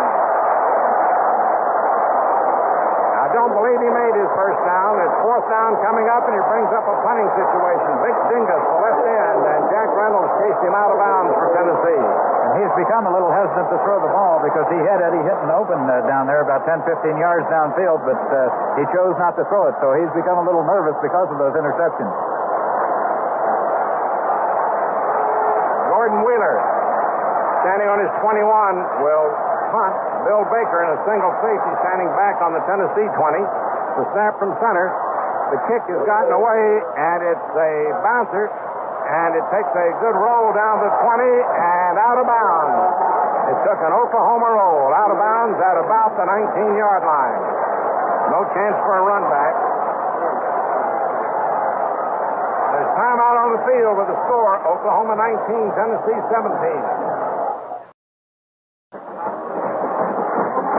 With 10 minutes and 21 seconds left in the 4th period, Oklahoma leading Tennessee 19-17. It's Tennessee's ball, 1st and 10 on its 18-yard line.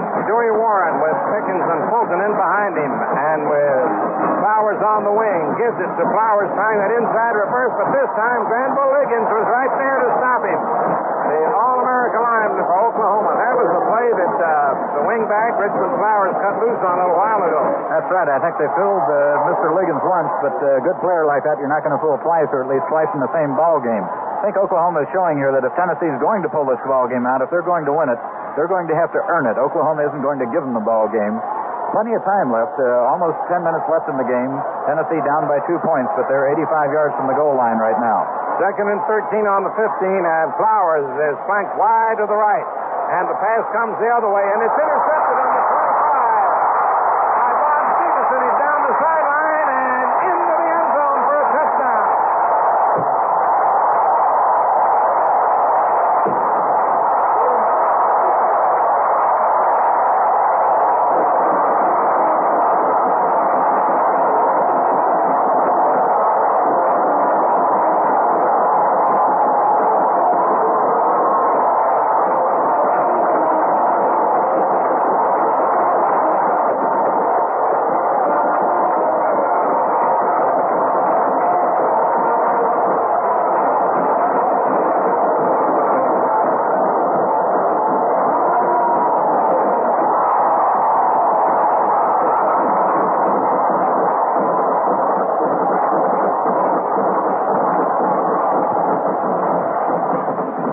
The try for the extra point, Mike Rashawn boots it, and it is good.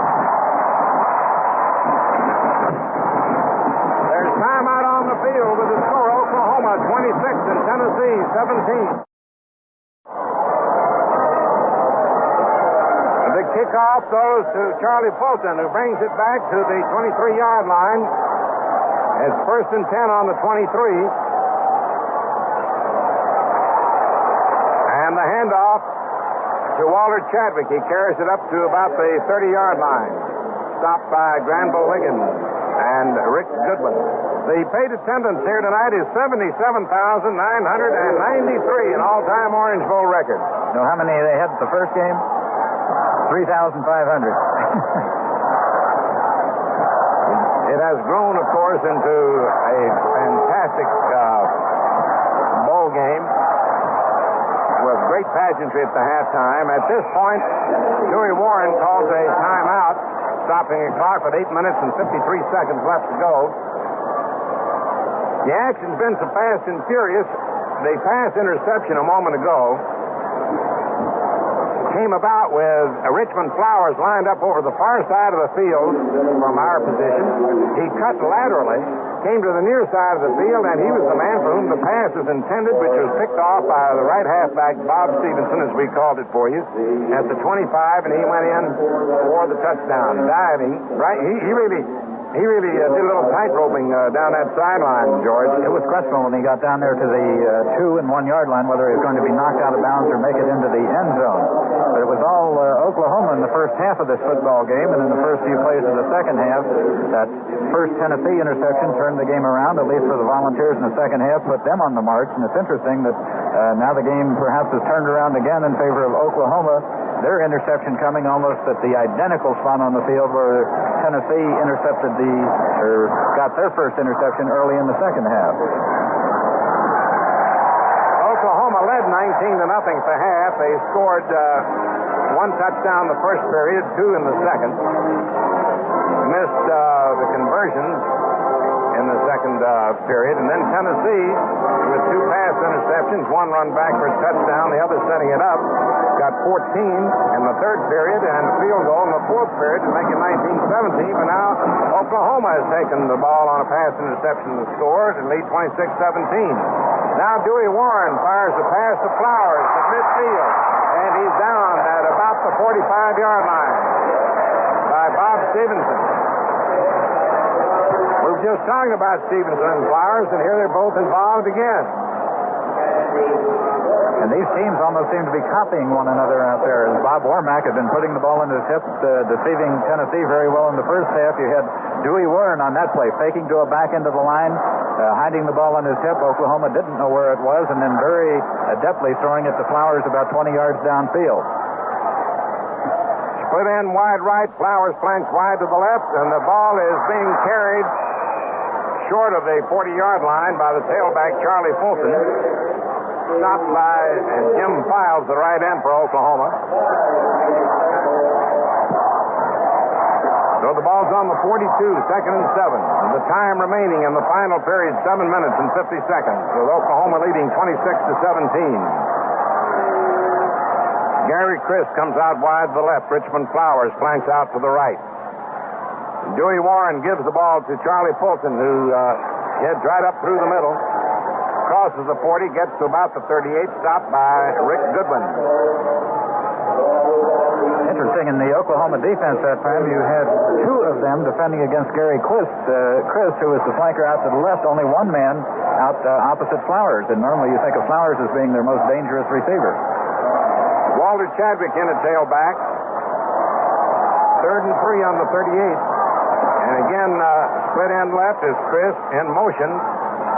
Goes Walter Chadwick, and the pass goes to the opposite side of the field, incomplete. It was intended for Richmond Flowers, who was the flanker wide to the right. Captain Don Frimmer was defending. So it is a 4th down situation. Check that. Let's see. Yes, 4th down situation, 3 to go. On the 38, Charlie Fulton comes back in to replace Walter Chadwick. And Coach Doug Dickey now, with 7 minutes left, he's going to decide to go for it. With 4th down and 3 on the Oklahoma 38, they're going to go for it. Fulton goes in motion, the tailback, and the pass is completed at the 30-yard line to Richmond Flowers. Check that to Jim DeLong. And Don Frimmer made the tackle as the Volunteers gambled, and it paid off for a 1st down on the 27-yard line of Oklahoma. And the clock is moving, 6 minutes and 40 seconds left. And the new man checks in that end. It's Mike Gooch for Tennessee. Richmond Flowers goes out wide to the right. Gary Crisp to the left. And Dewey Warren calling his play as the balls try to move, and they send the fullback, Dick Pickens, up the middle, short of the 20. On that 1st and 10 situation, with Rick Goodwin making the stop. They're changing footballs frequently. A lot of the Chamber of Commerce won't mind us saying there is some dew on the grass, but the weather is just perfect otherwise. 2nd and 5 on the 22 of Oklahoma, and at this point, a timeout.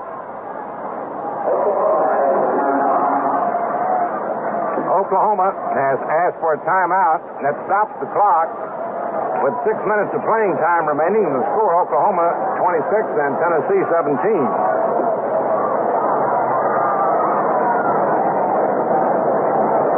With the score, 26 26-17 in favor of Oklahoma. We would like to remind you that this is the nightcap to the NBC Radio Network New Year's football triple-header. We'll pause right now 10 seconds for station identification. This is Harry Downey. You're tuned to the bright sound of radio, WGY, WGFM, the General Electric Broadcasting Company stations in Schenectady, New York.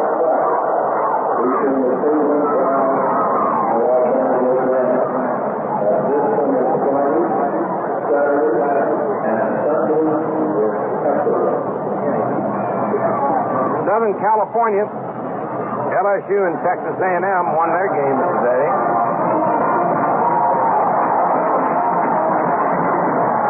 Against Indiana, Wyoming, and Alabama, respectively. Right now, the Oklahoma band.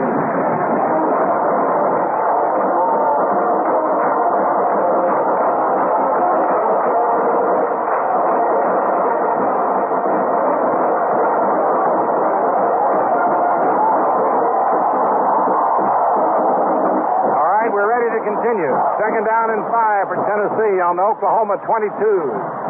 And Dewey Warren going out to his right, keeps the ball, runs beautifully to the 15 and just short of the 10.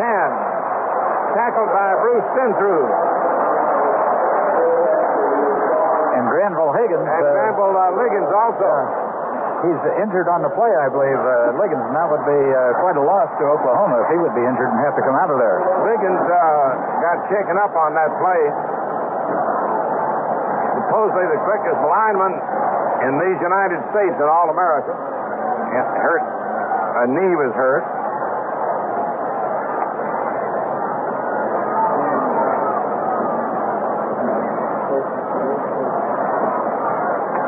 Tennessee has along the line at the ends Gary Chris and Mike Gooch at the tackles, Jerry Holloway, and John Boynton at the guards, Joe Graham and Charlie Rosenfelder, and at center, All-America Bob Johnson, with Dewey Warren at quarterback, Richard Pickens at fullback, Walter Chadwick at tailback, Richmond Flowers at the wingback spot.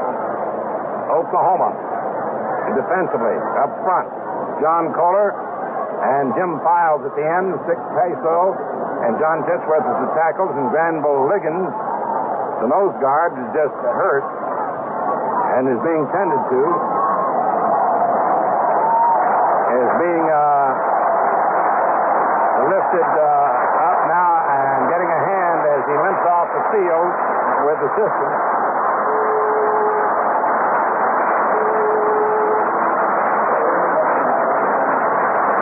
Great All-America.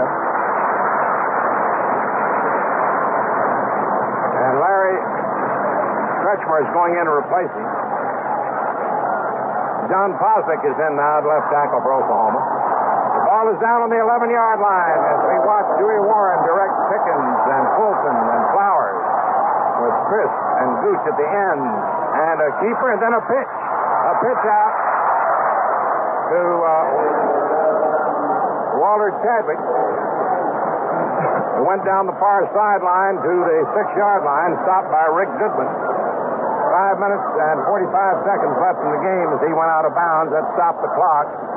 And Doug Dickey is substituting liberally, as is Chuck Fairbanks from Oklahoma.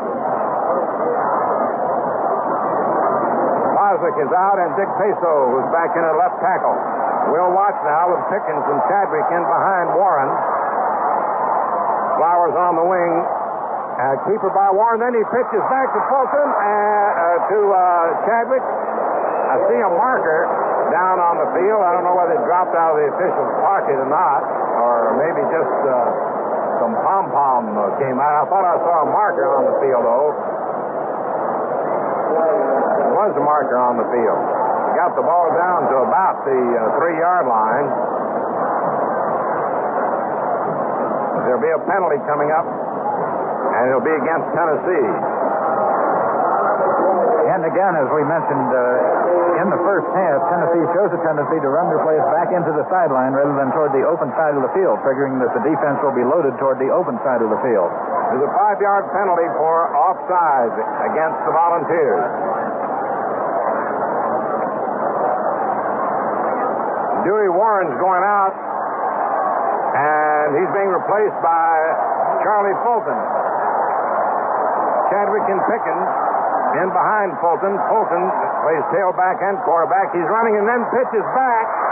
He pitches back to Chadwick, who goes down to about the 3. It looked like he had one more burst to go, and he might have gone all the way, but Bob Stevenson came up to hit him, and then others piled on to stop him at the 4-yard line.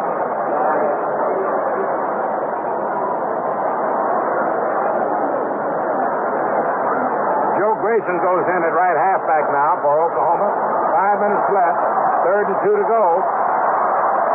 Pickens and Chadwick and behind Fulton. Fulton keeping. He cuts back. He drives, and the marker on the play as he gets to about the 2-yard line. The marker on the play. Or is that a red line down there? You notice that all the red, George, red streamers got out there. Yeah, I know. He got down to the 2. I thought that was a marker down there, too. Look over on the far side of the field. You see that red streamer? Yeah, there's several of them over there. Just like a marker. Yeah. And in fact, there's one right in front of the ball. At this point, Tennessee stops the clock. 4 minutes and 36 seconds left to go.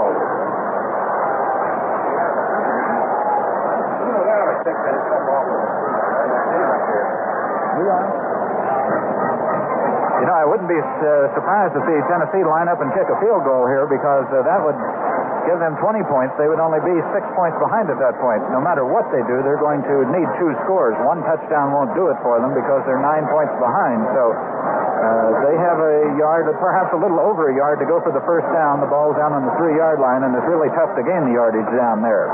So it wouldn't surprise me at all to see them line up, take what is practically a sure thing here, a field goal, then kick off to Oklahoma and try to get the ball back again, because no matter what they do, they need 2 scores to go ahead in this ball game.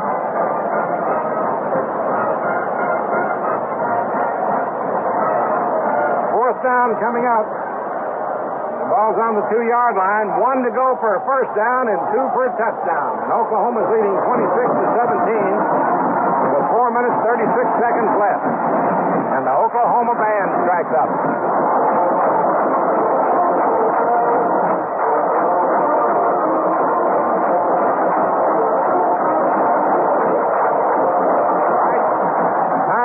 In the band fighting. Dewey Warren back in at quarterback. Pickens and Chadwick in behind him. They got a punt formation and diving up to the goal line. Let's see, did he go over? The official has not signaled yet. The official has not signaled, but he did make a first down. It's a first down, but he didn't go over. The players are jumping up and down signaling touchdown, but he made the first down. It'd be funny if they thought it was a touchdown and lined up and kicked the extra point and it turned out to be a field goal. And now Dewey Warren, they ran that last play from a short punt. Dewey Warren speaks, and he is over for the touchdown.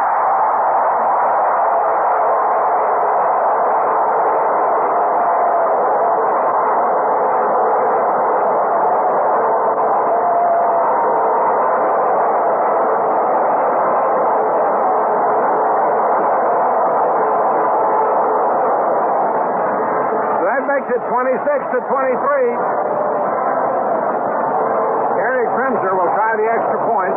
Dewey Warren will hold. Awaiting the snap from center. Here it is. Here's the boot. It's up, and it is good. So it is now Oklahoma 26, Tennessee 24 with 4 minutes and 5 seconds left. George, what a ball game.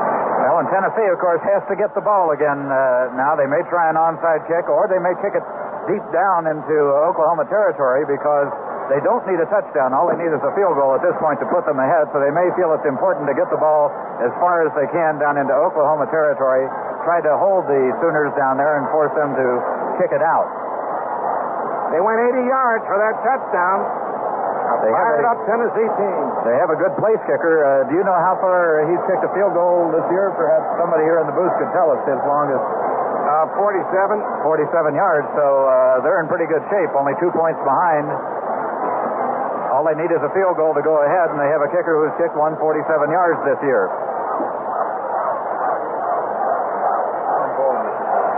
Gary Crimser with Hinton and Baldridge back. Gets off a high kick, And is being taken by Hinton on the 2s to the 5, 10 to the 15, going laterally, breaks the tackle, gets to the 20, and is down on about the 23-yard line.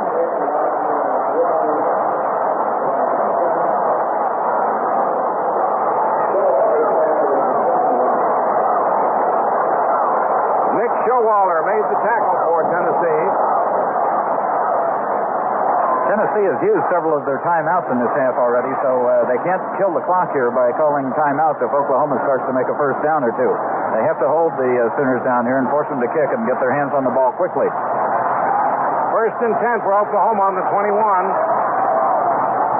Bob Warmack giving a handoff to Steve Owens, driving beautifully past the 30 to about the 33 or 4-yard line to the 34, and a first down. Stopped by Al Dorsey and Jim McDonald. The Sooners 26, Tennessee 24. The Sooners led 19-0 going into the second half and midway through the third period. But what a game we've got going here now. Joe Killingsworth splits out wide to the right, Hinton on the wing, and the ball is given to Steve Owens. He drives up to the 35 to the 36-yard line, stopped by the middle of that line, led by Steve Carroll, the right tackle, and Jimmy Hahn. Carroll plays both the middle guard and right tackle spots on defense. Second and 7. 3 minutes left in the game. Oklahoma trying to hang on to that ball. They're leading by 2 points. Killingsworth comes out wide to the right. Zabel, the tight end. Hinton in the slot. And the handoff goes to Steve Owens. Straight ahead he goes. The sophomore Big 8. All Big 8 tailback gets past the 40. He got to the 42-yard line. He was stopped by Steve Carroll and Jack Reynolds. And it is 3rd and 2. For Oklahoma. This is the big down. 3rd and 2, Tennessee. Got to have that ball. 2 minutes and 20 seconds left in the game. And with Harper and Owens in behind Warmack. Warmack gives the ball to Steve Owens. He drives up the middle, driving hard, and I believe he may have gotten the first down. No, let's see. Close enough for a measurement. He was stopped by Frank Yancey. No, it wasn't quite close enough for that. Let's see. Pete Williams is moving both teams back. He's moving both teams away from the ball and is calling for the measurement. It's that close. The first measurement all evening, and boy, is this a big measurement. Is it a first down any part of the ball? They're looking just a little bit short. Inches short of a first down.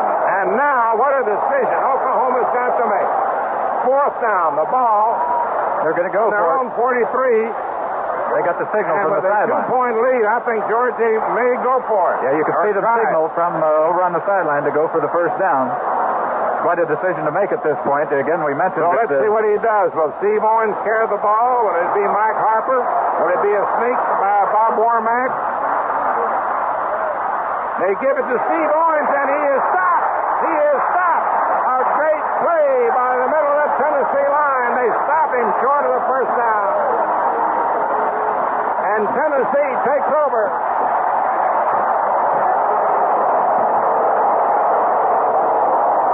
Jack Reynolds, a left linebacker, submarined in there and hit him hard and stopped him short of the first down. And so there was a big gamble, and now will Tennessee be able to take advantage of it? 1 minute and 44 seconds left in the game. And Dewey Warren lines his men up. He's got a flanker out wide to the left. That's the split end. And Warren keeps the ball. He runs off the left side of the Oklahoma line, gets to about the 35. Remember this, it's 26-24. If he can get that ball even close enough for a field goal, Tennessee can win it. They don't need the touchdown. Sure, that's what he's trying to do, calling running plays here. He knows that they don't have time to run a running offense and take the ball into the end zone. They just want to get it close enough for the field goal attempt. 2nd and 5 on the 37. And Dewey Warren gives the ball now to Charlie Fulton. He's hit at the 38 by Larry Kretschmer, the nose guard who replaced the injured Granville Liggins. And that was a big play. It moved that ball back to about the 39-yard line. And it's third down coming up and 7 to go. And 59 seconds and 58 seconds and 57 seconds. And going in motion is Chadwick. And Dewey Warren goes back. He's looking for somebody to throw to. He does throw.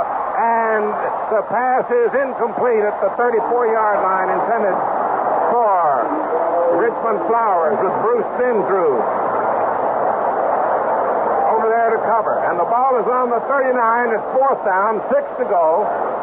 Tennessee with the ball on the 39-yard line of Oklahoma. Oklahoma leading 26 to 24. 45 seconds left in the game. And now what will Tennessee do? They're a little bit too far to try the field goal. The ball would have to go some 56 yards in the air, and that's a little too far. And so they go with Fulton going in motion and Warren with the ball fading for a pass. He throws. He fires. It completes it at the 29-yard line to Ken DeLong. A clutch pass play to Ken DeLong from Dewey Warren, who's been a different ball player in the second half. And the ball's on the 29. 25 seconds, 24 seconds. They line up quickly. 22 seconds and 21.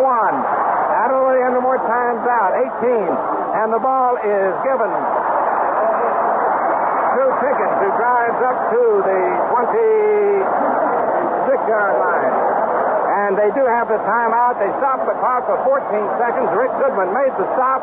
And now they've got that ball a little bit closer. And here comes Charles Kremser in to try the field goal.